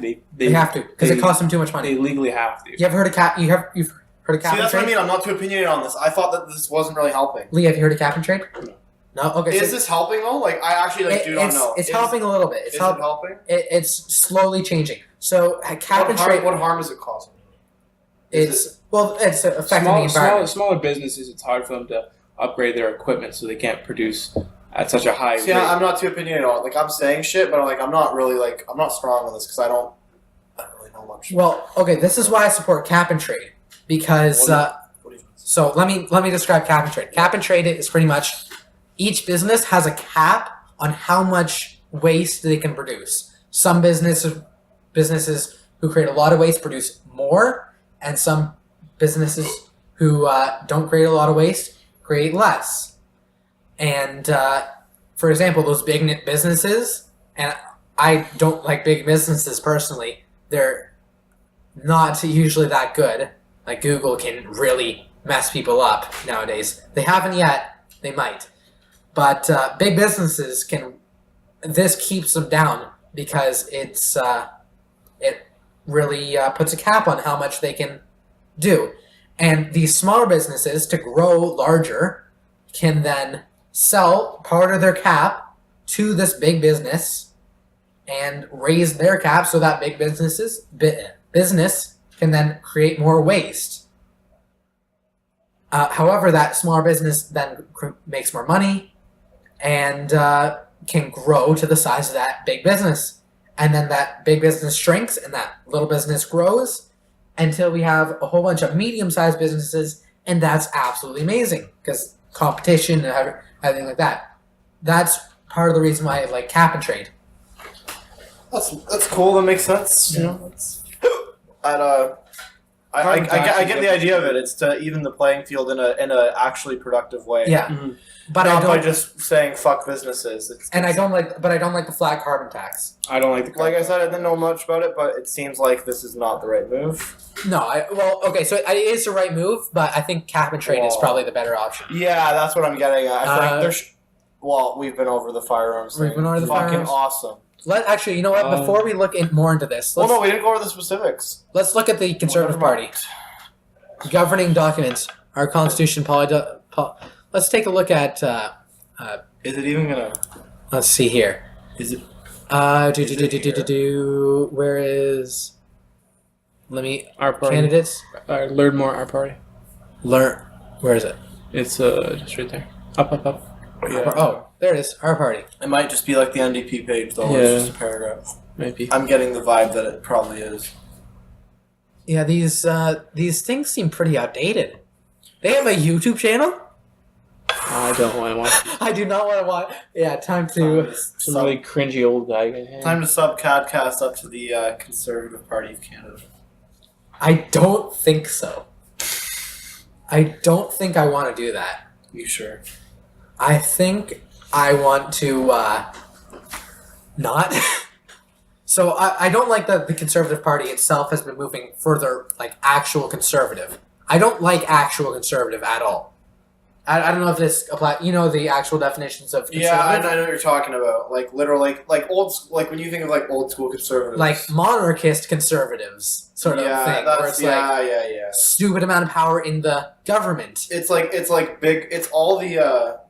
This is why people say that the two parties have sort of switched, where it's like, oh, now the Conservative Party now supports more liberal policies, and the Liberals now support more conservative policies. Yeah, because the Liberals want to create a larger government, while the Conservatives want to create a smaller government. So it's sort of switched on its head. But it's weird because like conservatism like this, claims to want to create a small government, but at the same time it creates big government in certain aspects that are just terrible. It's just. I don't like this. No, I don't like the Conservative Party at the moment. It's getting worse and worse. Because like it's the whole Trump thing. It's like it's big government when it's convenient, not actually across the board. Not true conservatism and true libertarianism, which is what I'm for, which is saying fuck the government, get really small, and leave me alone as much as possible. Yeah, that's what I'm for. I don't think. You don't have many objections here, do you? No, I think government should be in control of some things. Oh yeah, no, I'm not saying it should be like. I don't think it should be an ANCAP state. I'm not an anarchist league. No, I'm not saying that. Yeah. I don't think big business or just the free market should own the majority of things that affect us. You know what I mean? Wow. What do you mean? They already do. An example is healthcare. I think it's a big problem. We should save the health. We can save the healthcare. Actually, you know what? Josh wanted to speak about healthcare. Okay. I'm gonna just put a pause on that because I know that even the smallest comment, we can't go down the healthcare road. Right? Yeah, the healthcare is gonna have to be an entire episode. There's just like I know that like if we dwell on this for like another minute or two, it's gonna go. It's gonna go down the rabbit hole. It's gonna go down the healthcare rabbit hole. We will debate that another day. So I can't say that. I know some of the Conservative Party is sort of where it stands. Because the page has decided. Yeah, it's dog shit. I guess I'm not going to load. I guess 1 out of 4 is going to work. We thought 3 out of 4 was going to be fine, but nope. Yeah, so the People's Party wins out here. NDP shit page. At Liberals, old policies. Conservative Party shit page, and People's Party.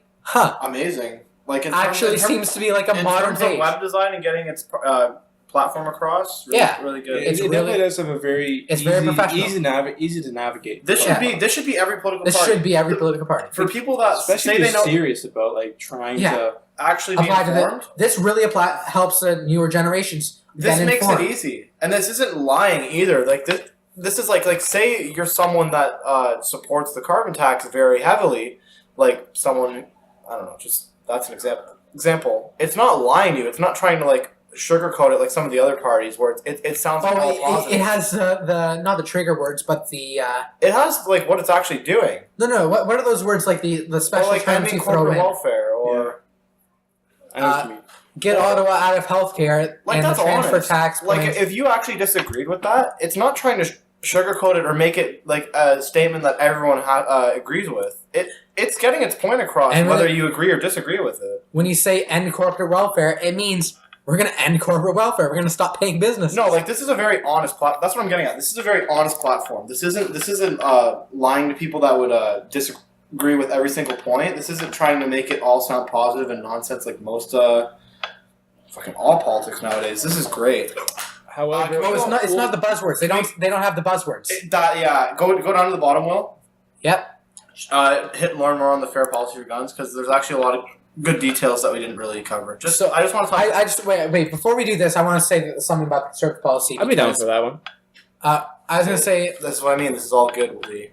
No. Trust me. I was just going to say about the what's it called, Conservative Party, because the patient load. Some of the policies they have is they want to. It's this really weird dichotomy where most people talk much. Yeah, they haven't talked much really.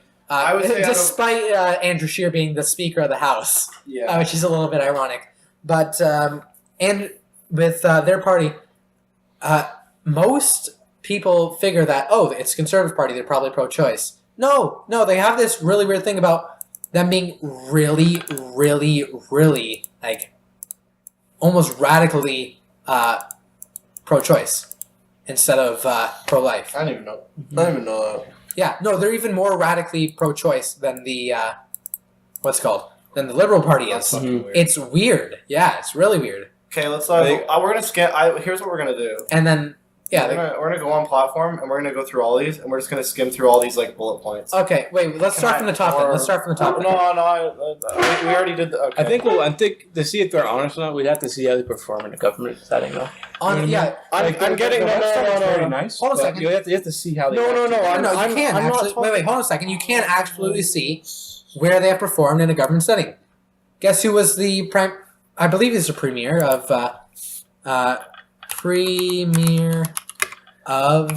Quebec.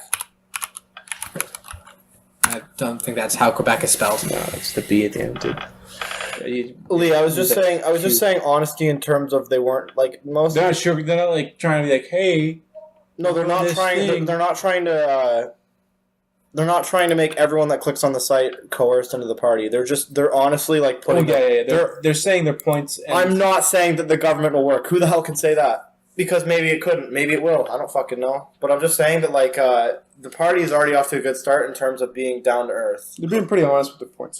So far, this party's like seems like the direction that I want it to go in. Oh no, you know we'll be 18 by the time the election happens. I will. By 2 months. We won't. But what's it called? I'm really depressed with that too. Oh no, it wasn't. He wasn't a premier. So it was not Andrew Scheer, but what's his name? Maxime Bernier. So he was a really, really, really high-profile part of the Quebec Senate. That's what it was for the Canadian Senate. That is really important part because it was he was under Harper's government in 2006, I believe, or 2008. I don't even remember, but Harper's strategy was to put the people who won in Quebec into high standing to show, hey, look, I supported Quebec politicians. Vote for me. I support Quebec. And then, what's his name? Maxime Bernier took that and ran with it because he became the foreign minister, and that gives you a lot of power. I think he got fired after a year just because he was so like radically, he wouldn't take people's shit. He's a stupidly strong leader. I think because one of the knocks against him was he wasn't able to speak English that well. If you listen to him a few months ago versus now, he speaks English so much better. Got some tutoring. Went to Cumin. Put in that work. Went to Kumon. Yeah, went to Kumon. Anyways, let's get back to the platform instead of Maxime's history. Equalization is unfair. I don't. Yeah, he says equalization is unfair. He's got his face on. Our system has become a welfare trap, punishing all provinces and rewarding big government. I'll fix it. Add your name if you're with me. Oh, he's trying to gain support. He's trying to I'm get kind of money. confused with that point he's trying to say here. I'm a little. Well, I think that he's saying that it's become a welfare trap where it's like people who fall into the welfare state, they're getting so much from welfare that I know what they're saying. Yeah. That they're staying there and never changing. And it's unfair to the people who's actually worked for that. I've seen it happen actually. It's like my grandparents' neighbors. Yeah, I know what he's getting at there. It's forced equality in terms of like welfare is making it unfair in terms of people who actually work to get to the same place. Yeah. However, I don't think people should not have welfare. You know what I mean? I think it should be available to a point. His point's fair, but it's a little too. It's a little too vague. You know, I'm almost going to go back on that honesty thing. That's a little too vague to disagree with. Well, you can click on that again. Yeah, you can go in more. You can go and look at more. He has two different links to. You can see a speech and you can see an article where. We'd have to look into it. But we'd have to carbon tax. We already talked too long. Scrap the carbon tax. End all barriers between trade between provinces, which I really like. Of course that's great. Stupid. It's our own country, for God's sake. It's our own country. We're inside of our own country, and there's trade wars. I don't know if anyone knows about this. Oh, I know. There was a trade war between Saskatchewan and Alberta over wine and the pipeline. It's dumb. They were imposing sanctions on each other because I don't even know who was trying to build a pipeline. I think it was Alberta was trying to build a pipeline. They have a lot of oil. Yeah, they were trying to build a pipeline through Saskatchewan, and Saskatchewan didn't want that. So Saskatchewan imposed sanctions on wine, and they taxed it and tariffs ridiculously on Alberta, and it's just stupid. Yeah, permanently expand. It depends on where they're putting the pipeline, though. You know what I mean? Like it wasn't in populated districts. It wasn't in populated districts? No, it wasn't. No, they weren't going straight through like towns. No, I'm saying like if they're trying to destroy like certain wildlife preservation. No, they were specifically avoiding that. Yeah, Canada's. I think a lot of people are all about that. Like just don't do stupid shit like that. There's a lot of forest up north. So. There is. They're trying to protect the boreal and all that. To the next point. Permanently expand the accelerated capital cost allowance to all sectors. The accelerated capital cost allowance has allowed certain businesses to write off investments against taxable income more rapidly and has been a great success story. Making this program permanent and applying it to all sectors will put money in the pockets of every single business owner. It will allow for new growth and new investments. It will increase prosperity. It is the right plan.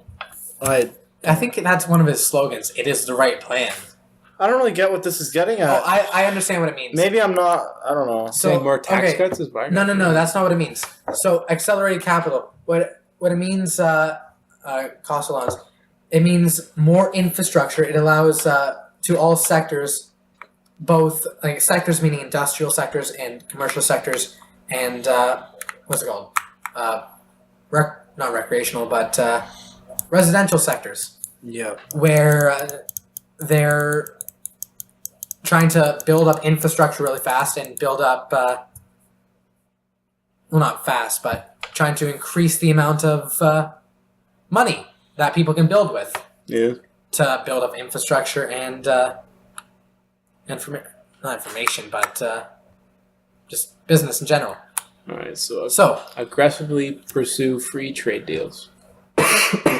Sorry. I mean, this is a no-brainer. This is a good thing to do. You gotta change your photos, dude. Stop putting the same fucking photo. Yeah, they put the same two photos. I mean, this is I mean, obviously, this is a good thing. I mean, it's just a good trade strategy. Just trying to. Well, free trade is just pretty much amazing in general. Yeah, there's only very few circumstances like that China thing where free trade doesn't work out entirely all the time. It's not. Yeah, and even then, that's a bit of an iffy situation because it's foreign investment. Yeah, it's not necessarily free trade. Yeah. So. Eliminate the corporate welfare. We've already looked over that. Yeah. Drop the corporate income tax from 15 to 10%. This was interesting, actually. One of the Harper Conservative government's major achievements was to reduce the corporate income tax from 22% in 2007 to 15% in 2012. But we can still do better. Canada's combined corporate income tax is 15%, highest in the OECD. We don't need to read the whole paragraph. Bringing it down to 10% will increase the after-tax return on investment and thus encourage businesses to invest more. This will create jobs and unleash the Canadian productive force. And then he finishes everything off with, "This is the right plan." I hate that. It's such a terrible logo. The more you read it, the worse it gets. He sounds maybe once or twice it's okay, but everything. Maybe you know what it might be. I think it's probably better in French. It probably sounds better in French. Because so something interesting. So I don't think that businesses should pay less taxes. Though. You know what I mean? Like, it's a sticky one. I don't know if I. So if businesses have to pay less taxes, that means we have to pay more taxes. Not necessarily. It's a direct correlation because the money has to come from somewhere. You ever heard of Laffer curve? The what? Laffer curve. What's that? So pretty much it's the effective tax rate of something. So if you reduce the tax on something, people will therefore spend more, and if people spend more, then even though you reduce the percentage tax, the net tax will actually increase because they're actually buying more shit. You understand that? That makes sense, yeah. But so there's an actual that's coined by a guy called something Laffer. No, that makes sense. What? It's I don't know. But it comes to a point where such low taxes, is it really worth it? Yeah, no, that's the thing. That's why it's a curve. Because 15% seems like a healthy number, but to 10% at less than that could be. I think in Sweden and Norway and things like that, those things have been the socialist and whatever haven, which isn't really socialist. They've been called democratic socialist, or even their prime ministers have called them capitalist, where they have a lower corporate tax rate than a lot of places. That's interesting. But this Swedish people pay some of the highest taxes in the world. Yes, the people themselves pay a lot of taxes, but they also get a lot of. Yeah, at least point. You're almost validating his point there, Will. The fact that if you reduce the taxes in these sectors, then you're increasing the taxes for individuals. But think of how many social things that they have in general. They have the kids get paid to go to school. Well, now we're just branching back into certain topics. I know. But the kids get paid to go to school, which is I think that's a little bit of a ridiculous thing. You need to stop on the. They get paid. The whole rant. They actually get topic here. Will. But the point here is that the big question here, not talking about Sweden or any other bullshit rants, is that the corporate tax rate, is this the right move? It's like what William said. You got to balance it on. You got to have a balance. You can't go too low. You can't go way too high because you go too far one way. You're either gonna discourage business to the point where everyone takes an L, or you're gonna make it so that businesses have, too much power and the people end up paying for everything. Like we said, you need to have a healthy balance, and it also kind of depends on how much social services this party is going to cut, or what they're going to add. Depends how much money we even need. Yeah, I think that this is probably the right move with the stuff they're cutting, but there's technicalities, like Will said. There's, you know what I mean. You got to actually crunch the numbers on this. You can't just say. Well, I don't think a flat number from 15 to 10 is a good idea. Because 5%'s a lot, dude. Yeah, no, but if it was a perfect thing, if we knew exactly how much to cut it by and what to set it at, then we would have done it already. Oh, of course, I'm not saying we that. don't know what to set it at. No, that would be good for our economy. You're not getting it. I think that I think it should be a slower thing. I think they should say why don't we drop it 2%? See what happens. See how it works, right? Yeah, then drop it. It's such a small change. I was about to say there's no rush for this. There kind of 2% is not a small change. I know, You're it's talking not billions of dollars. Yeah. No, it would still be a noticeable change, but it wouldn't be as drastic as 5%. Because 5%, if it goes, if it has literally a third. Well, no, if it has the consequences that you said, that you were saying, these potential consequences of going too far on the scale of, you. Yeah, I know what you mean. We know. I understand what you mean. Yeah. If you go too far, that could be drastic. But if you baby steps won't hurt here. It's been shown that the more you the lower tax rates is, and the more. Well, actually, I'll say it in a different way. The more restrictions you put in place, the more it hurts small businesses in comparison to large businesses. I think that if I'm just looking at it from a pure subjective standpoint, I think this drop is probably going to be I think this is probably the right move, and it'll probably work fine, and it'll probably save us money. But these are all probablys, and the consequences could be detrimental. I think it'll probably go back up. I think if you could increase, I'd say lower it a little bit. For smaller businesses and larger businesses. There's such a drastic change between small and large business, right? The problem is that are you about to say that bigger businesses should be taxed more? They should be taxed more than smaller businesses. Yeah, you have to be careful because then you go down the whole slope of what many countries have already done. Including the states and shit, is you've taxed them so much to the point where they're just trying to avoid all your goddamn laws. Welcome to Detroit. Welcome to Chicago.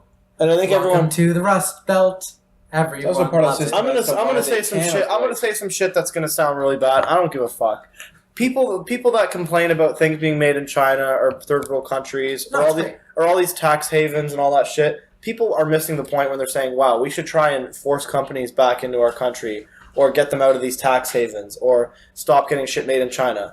Why don't you figure out why these countries are picking all these things? And why they're even going to these tax havens and shit? Why don't you try and make your country so competitive in the market that they choose your country to do business in? And to, willingly give their money to you, rather than forcing them back into your hands. Why not actually try and improve your issues, rather than saying, wow, fuck these companies for playing the game the way that the game is being played. Yeah. That's it. I know that sounds awful. I know, No, I understand what you're saying.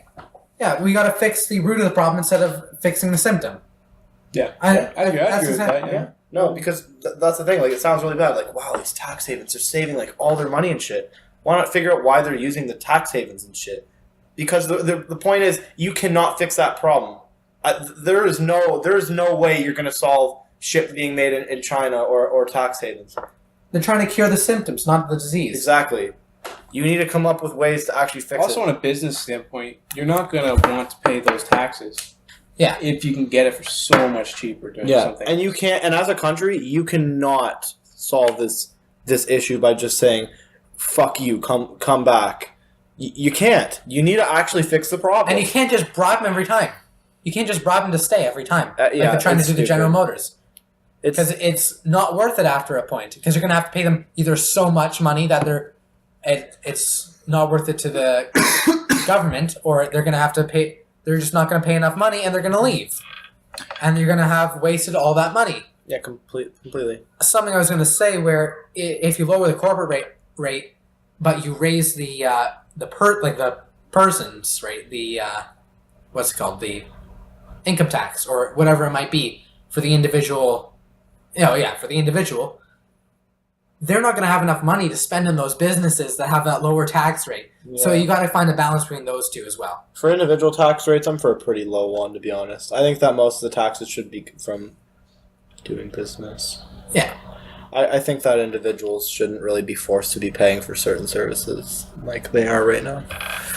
But we'll get more into that if it comes up. We already talked about that. We pretty much covered all this stuff. No, we didn't talk about this. Stop bribing groups with ineffective boutique tax credits. I have no idea.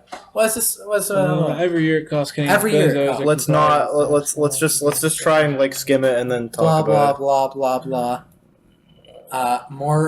The budget needs more tax cuts. Government have spent. They've been. I'm going to be honest. This isn't really clear, and I actually don't really know what it's referring to, and I don't want to try and figure out what it's referring to. Wait, stop scrolling, dude.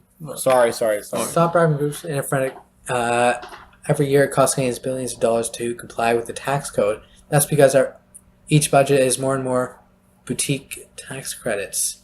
Government after government have spent billions of dollars trying to bribe micro-targeted groups of Canadians with their own money. It's wrong.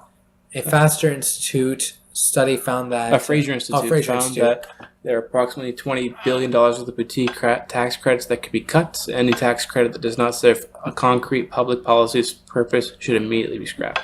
Oh, I understand what they're saying. So they're... what the government's doing is giving tax credits to very micro and specific, hyper-specific... Businesses? No, not even businesses. Groups? Either groups of people or people who live in certain places or whatever it might be, and it's not serving an overall purpose, or it's proved to be ineffective and not affect anything. And just get rid of that plan is what they're saying. And they're saying, hey, since this isn't doing anything, we're just not going to do it anymore. Because these hyper-specific plans aren't doing anything. Yeah, that makes sense. It makes sense. Yeah. I got nothing else to say about it. I don't know if that's absolutely true. I haven't done much research. I was about to say I am not going to say anything concrete. If it is what you said, makes sense. But I know nothing about it, and I'm not going to say anything about the it. research that too. That's that's going to be kind of like a. And corporate welfare, we've already done that. Balance the budget. Well, within 2 years of taking. Whoa. See, now this seems this is controversial. And I'm going to be honest with you. I think that that's gonna be hard. Well, oh wow, okay, you completed. That's good. You're being realistic here. Yeah, every government, or at least Trudeau also, not every government, but Trudeau had the same bullshit. Like, oh, we're gonna balance the budget. Oh, everyone says that. Everyone says that. Everyone fucking says. What was the one NDP guy before Sakim or whatever the fuck? Hey, listen, did you know I'm going to balance the budget? That was his only platform. The beardy guy. That's all I know him as, the beardy guy. So you know what? I know him as budget guy. I'm not even going to entertain them because they haven't really said nothing here. They're just. It was in 2 years, not even. They're just saying a term. They're just saying all this generic stuff. I'm not even going to give them the pleasure of talking about it because this is just such a generic thing to say, and it happens from doing all this other reckless shit. Spending from. It's not just Trudeau though. That is Trudeau does spend a lot of money, but it's not just his fault. This is generic bullshit. This is not. These are the buzzwords. These are definitely the buzzwords. This is a massive buzzword. I like how we went through this whole website though, because this has definitely made it less honest for sure. Though. I'm done. We're talking. I'm not going to bother talking about that. Get Ottawa out of healthcare and transfer tax points to the provinces. So healthcare is an area of provincial jurisdiction, but due to the years of federal interference, provinces have been. Don't read them. We probably can't read this one, right? Yeah, save it for the next one. Don't. Actually, you know what? Yeah, this is all about healthcare. But it says they want to. Let's just cover the party. Like, let's not read the whole policy. Yeah, they're just trying to get healthcare out of Ottawa. He's basically saying like we should start stepping our toes more into privatization, which is a good thing. It doesn't seem like he's it doesn't seem like he's going balls deep with it, but I think that this is maybe.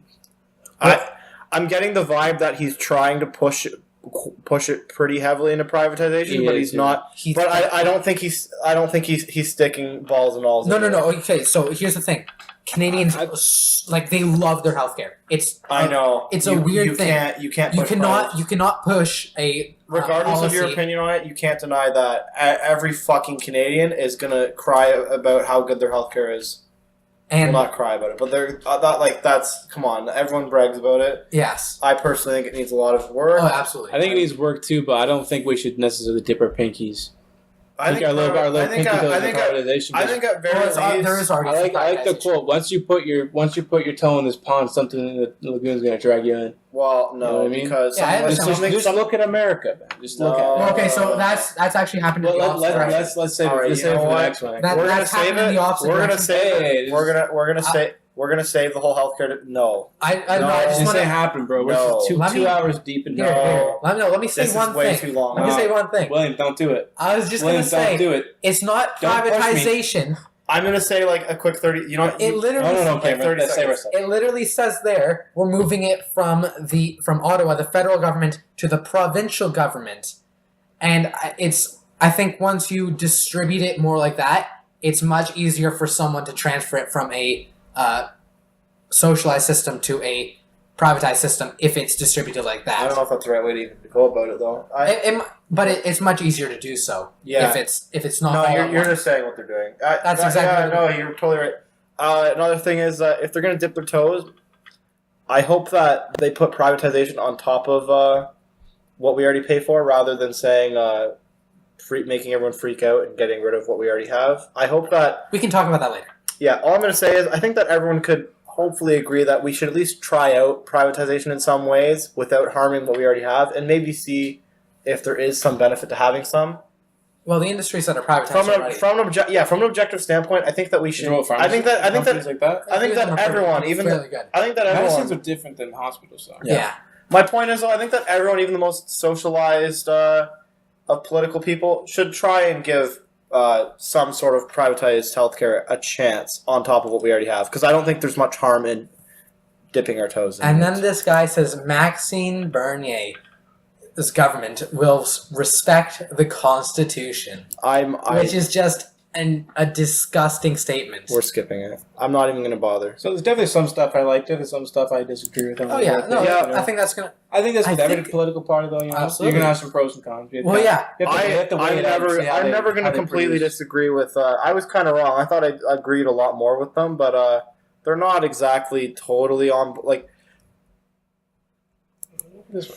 Kick the CRTC out of the telecom industry Honestly, to allow more I'm competition. super down for that. yeah, that There makes is sense. so much monopoly on the fucking Oh yeah, market. Yeah. for telephones. It's only Rogers and Bell. That's it. and Bell, Yep. and then they have all these little companies. Virgin Mobile, But they own Which are all owned. Bell. They're all owned by Bell and Rogers. You know it all, Will. It's Dude, all you owned know by it Bell. all. owned by Bell and You Rogers. know it all. And when I try to talk to people, they're like, "What are you talking about, they're man? fucking These are stupid. separate companies." No. These companies are paying Bell and Rogers to own their services. Yep. All these little companies. Bell is just an umbrella term for all these big ones. Same with Yep. Rogers. Cody. Yeah, dude, No, it's so I think that bad. it's like part of their tagline. Cody, a Bell Media company, and it's like, what the hell? No, and the thing is, they can just make these crazy, outrageous prices, and there's nothing we can fucking do about it because And there's no one else who can offer us different services And you think because you they can- create the price. And it's a duopoly.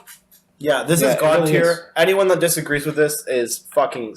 Come on. I'm down for that. Yeah, Who absolutely. isn't down for this shit? This is long overdue. Yeah, absolutely. Thank fucking God. And the supply management, which forces us to pay twice price for milk, cheese, eggs, chicken, and turkey. William, do you know much about this? Because I know that this The is like, dairy industry is pretty huge in Canada. It is. William, is this like a true thing? Do you I know? don't know much about it, actually.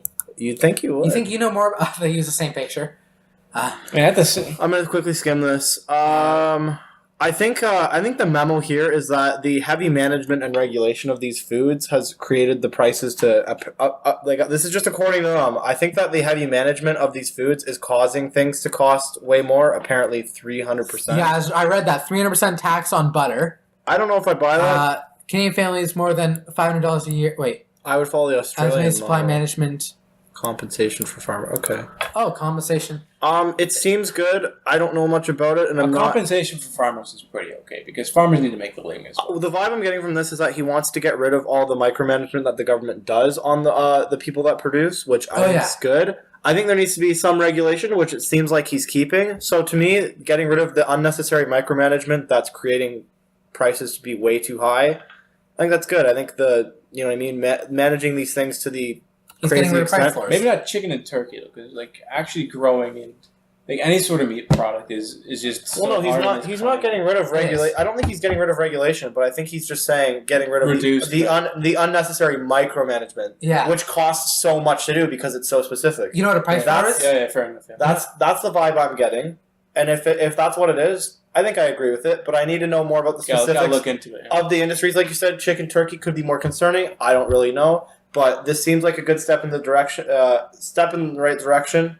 I'm not just saying that because it's an agreeable statement. I think that's actually the way we should go about it. I don't think we should be micromanaging stuff because it costs too much.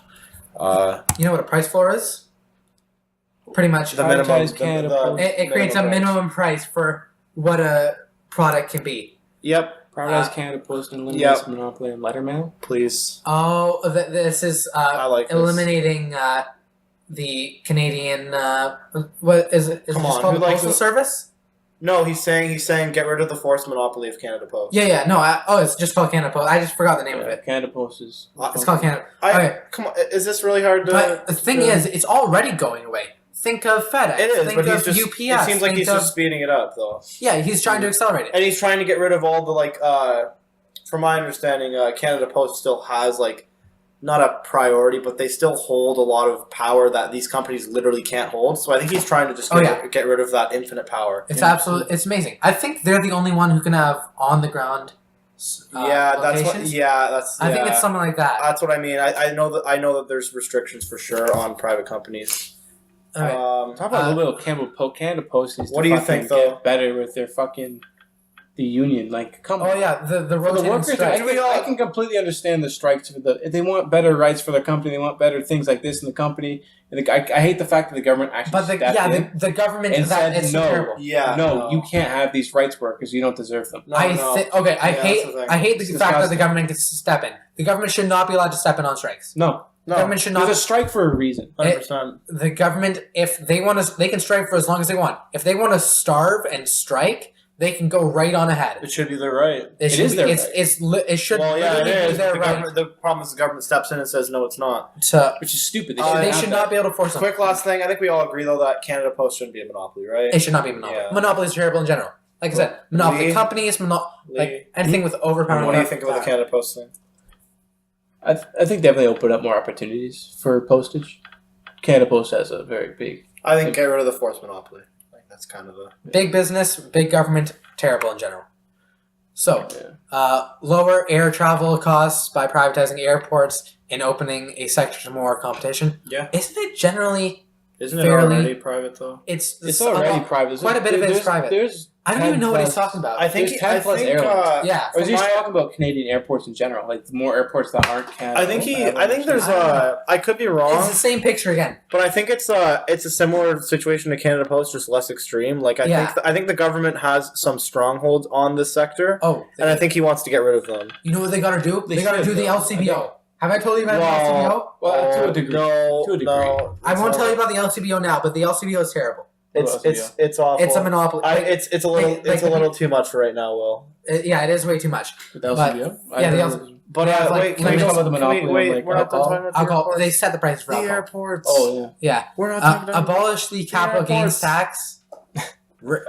Abolish the capital gains tax. I don't think this is a good idea. Airports. Everyone knows the more We're done with the tax airports. I think everyone knows the more you tax something, the less of it you get.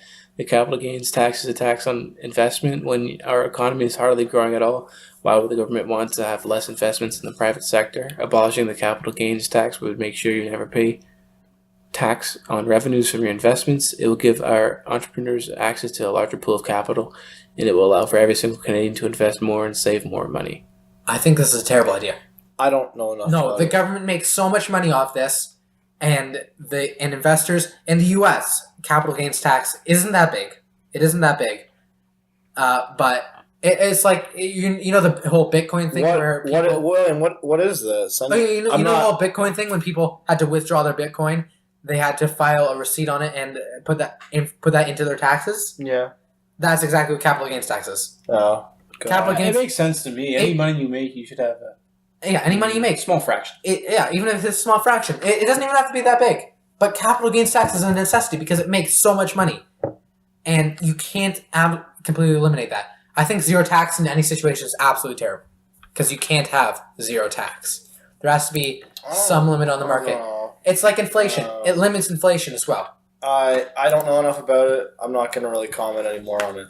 Cut the federal tax to 50% on income between 15,000 He's just cutting. and He's 100,000. just cutting income taxes. Yeah, he's just cutting income tax. We don't need. we don't to- really Is this need for middle class? He's cutting it for middle class? That's this is middle, middle that's middle and low class. I This think. is And yeah, it's That's lower middle class. Yeah, and then- and middle class No. and lower class. Is this for 100,000 per family or is it 100,000 per person? I believe this is per family. Per family, 100,000 is not that much. It per is family. not. No. Like 100,000. It could be per It person. could be per though. person. I'm not exactly sure. I Is think it? Let me actually is see. per person. Simplifying the Canadian tax. It's Blah, not blah, gonna blah, blah, say. blah, blah. In the pockets of Canadians, it's a cut to every single Canadian. Yeah, there you go. No, it says it's a I don't tax cut know. for every single Canadian. Okay, we don't. We don't know. It doesn't matter. Well, it does matter because Well, it if does it's matter. for families, it's not doing anything. It's just increasing taxes for families. All I'm gonna say is I'm No, usually because for. It decreases taxes for low income families. Well, how does this help the middle class? Because every middle class family has at least 100,000 plus. I know, with no. combined costs of both parents. But the thing is, no, it's helping if it's just lower class families, then or working class families, I should say, is whatever. If it's just working class families, what's it called? It's really helping them. But if it's middle class families, it's even better. No, that's what I mean. I don't think this Well, is. it help lower middle class if it's for individuals. Yeah. This And it's not- this Rangely doesn't seem like it's really hurting. Like this isn't. I don't know. This doesn't seem like a negative thing at all. No, I'm just I'm on the down for logistics of it and what it is Yeah. for people. But all in all, no matter which way it is, though, like whether it's per person or per people, this doesn't seem like a bad thing at all. This seems like a good fair tax cut. And I really like not too unreasonable. This kind of does seem unreasonable, but yeah. Oh, this thing seems great. It's no federal tax on first. It's very minor, but it definitely affects people. So there's no federal tax on people who make or the first $1,500. This is literally directed at the people who need that. This is directed at people who need those small tax cuts like that. Even though it's $529, like they need that $529. People who are in pure poverty, this is great. Yeah, who barely make that, yeah, can't complain with that. I had to file my taxes the other day. It was fucking stupid. It was. It's terrible. I got like $80 back, but it's like, what am I filing this? Wait, when do you have to file? Because if you have a job and you're on the pay it's only if you make above a certain amount. Yeah. Okay. Yeah, that's that. Most of this is actually pretty good. Yeah, I agree with like 90% of that stuff. Let's go back and stand up. We've already looked at this. Did we? Wait, what? Well, this whole thing? We don't know much about it, is the thing. Oh, sorry. Let me just go back. There you go. We're just blah, blah, blah, blah, blah. We're just we don't know about this. I'm not even gonna touch it's not even reduced grain commission fees. It's all about farming. I don't know. Carbon tax, this is just probably the carbon tax thing. Yeah. Maple syrup cartel, actually good. Well, think about the maple syrup, and like 90% of it's generated in Quebec. It's trying to unmonopolize it, is what I'm getting, which is great. Really nice. That's awesome. Thing is, he's lessening power of Quebec. Yeah, and he's a fucking Quebecian. He's a Quebecian. And he's somehow still appealing to them. It's crazy. It's such a good thing. And it's amazing. Oh, we're not done there, Will. What do you mean? We're not done. That was the first bullet. There's more. Restore. Restore. Let me take... Here. Let Jesus take the wheel. Stop. Get out of here with your maybe we'll skip the gun left. Law-abiding, blah, blah, blah. Accelerate capital cost lowering rates. This is just saying more capital for farmers to expand their farms. This is pretty much just less control for farmers. Can we just summarize it as less control for 15 to 10%, 50% tax to 10%. From what it says here, it's increasing the agricultural. Yeah, no, that's good. So extended capital means that if they have more money. Exactly. So it's good for farmers. It's good for farmers. Yeah. It's not. Maybe I'm phrased it wrong. Cameron said it was kneecapping farmers. Oh no! Sorry, no, that's not what it is. It's not. It's good. It lets them expand their farms more. It's really good for them.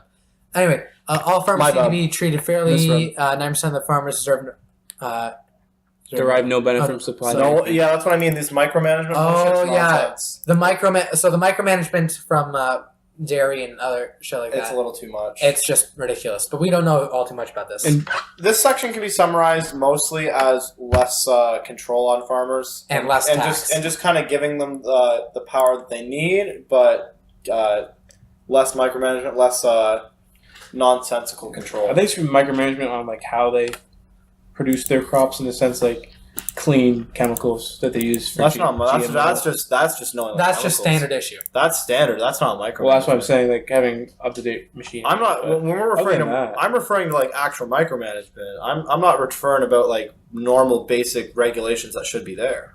Oh, okay. You talk about like when we say micromanagement, I'm meaning like the nonsensical stuff. I'm all for regulation that makes sense. Mm-hmm. Like you're saying, all that stuff to me, Lee, totally for it.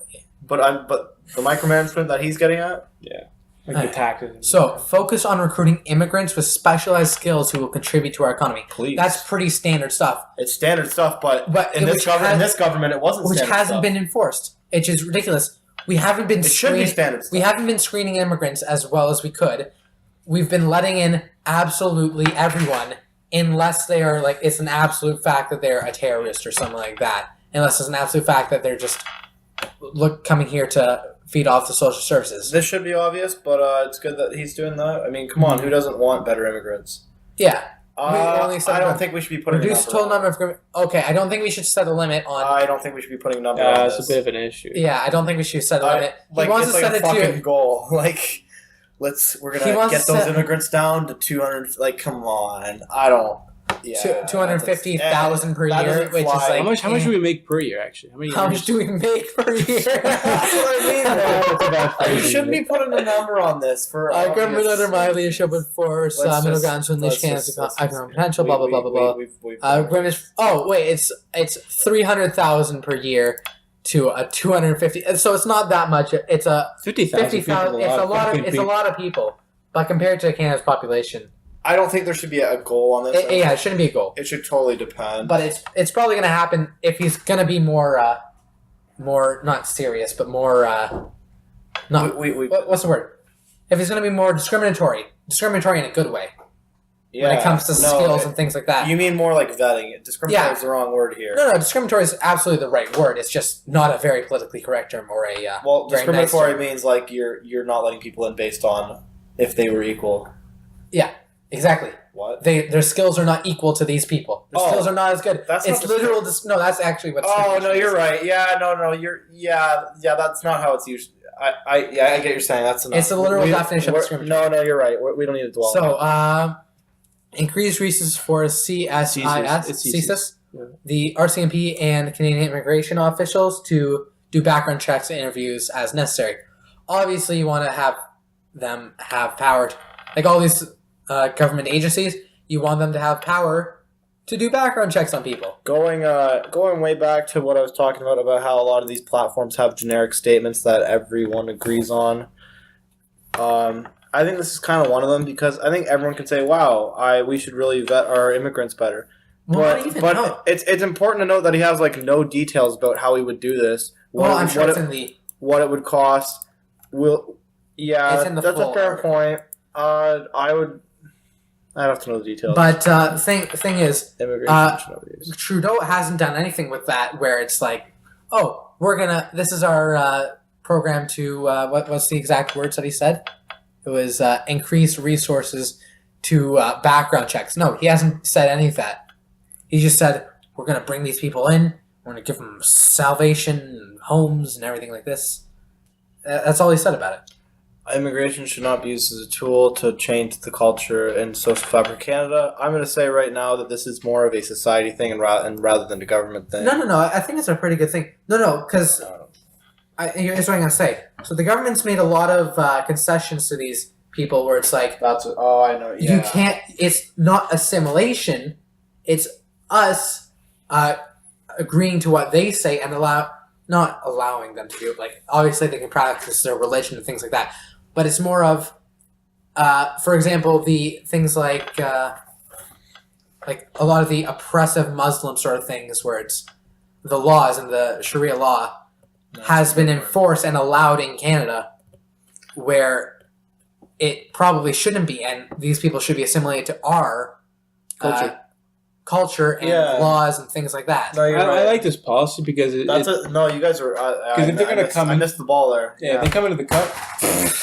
Second time drop.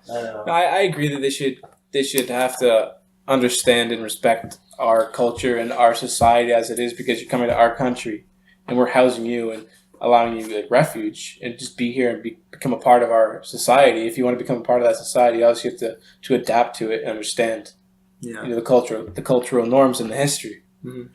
Good example now that I understand what it's saying and it's not just saying a generic statement about our culture. Good example of this is how Muslim people can wear their headscarves and shit in government offices and government offices for photos and for fucking gun licenses. No, they shouldn't be. They should have to have a picture of their face or face in with airports. Nothing covered. In airports, but the thing is, covered. It's not against their religion for another woman to see their face. Yeah. So if you can get female, air officers just say, "Hey, I just need to take a picture of your face. I'm a woman. I can see your face and identify this as you." Yeah, because people can sneak in. Come on, this shit covers your whole face. Some of them, like it's just you can see literally, no, not even. Some of them, it literally covers their face. That's why they had those men. That's why they have it in the law. They always have to accompany a man because they had those in the past. It was really enforced that they had to entirely cover their face. Yeah, and they had to have the men literally lead them around because they could not see what they were doing.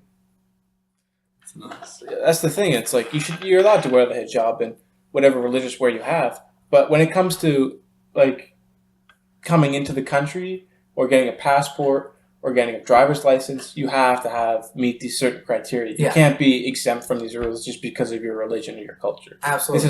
This is our country. This is our culture. This is the way you follow our rules. Yeah. You have to adapt. We're not adapting. We're not adapting to your culture. You're adapting to ours. We're not coming to your nation. You're coming to ours. If we go to your nation, we'll adapt to your nation. You left your nation for a reason. You're coming here for a reason, and you're going to follow those reasons. Yeah. You don't make our place shittier.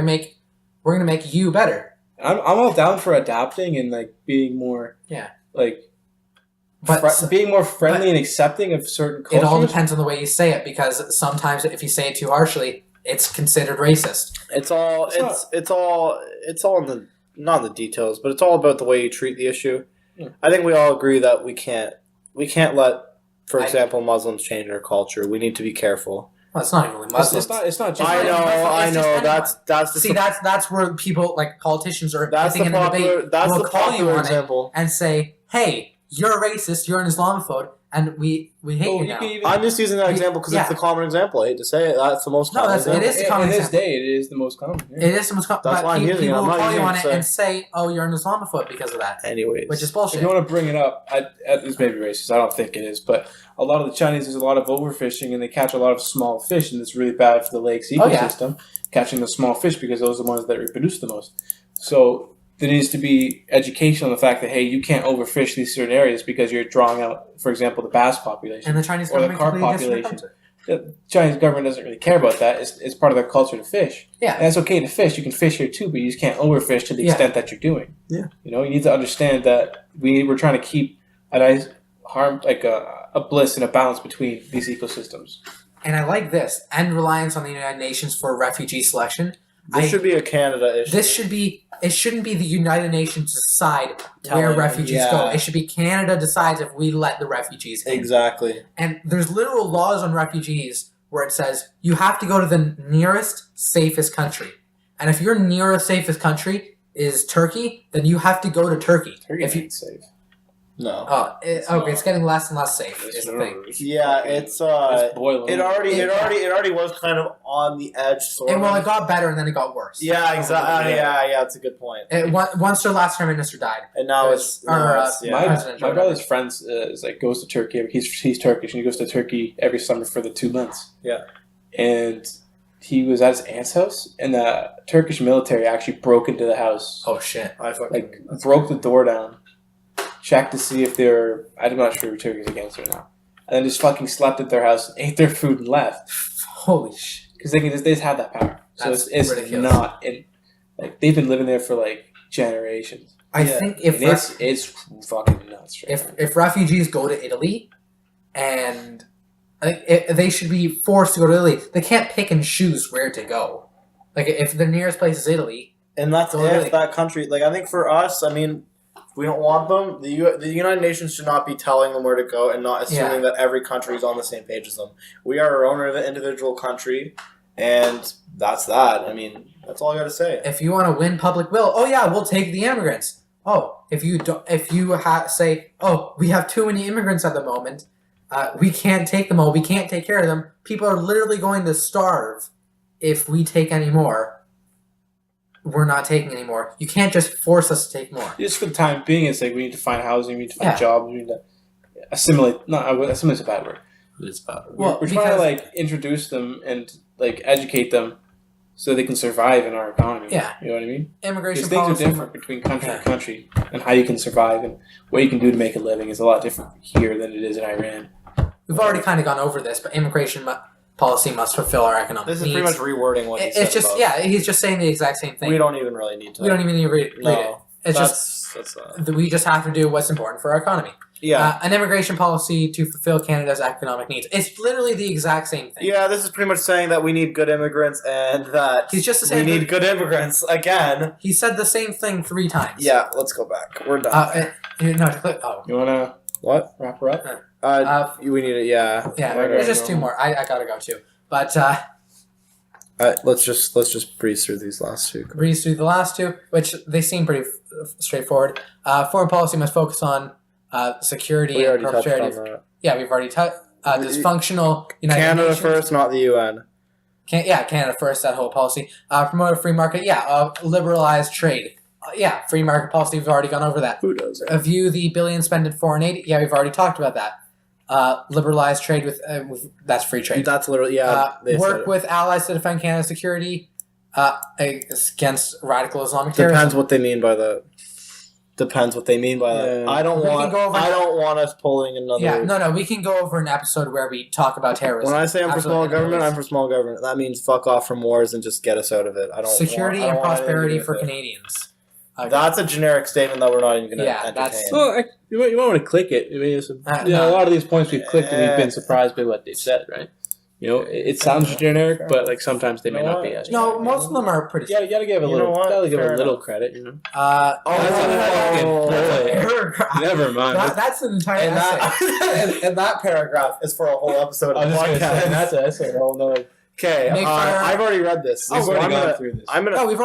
We've literally gone through this one already. Yeah, what? Yeah, we did. Yeah. Well, not the whole thing, but not the whole thing. No, trust me. There's some juice in here, guys. Like, I'm gonna breeze through it because I've already read it.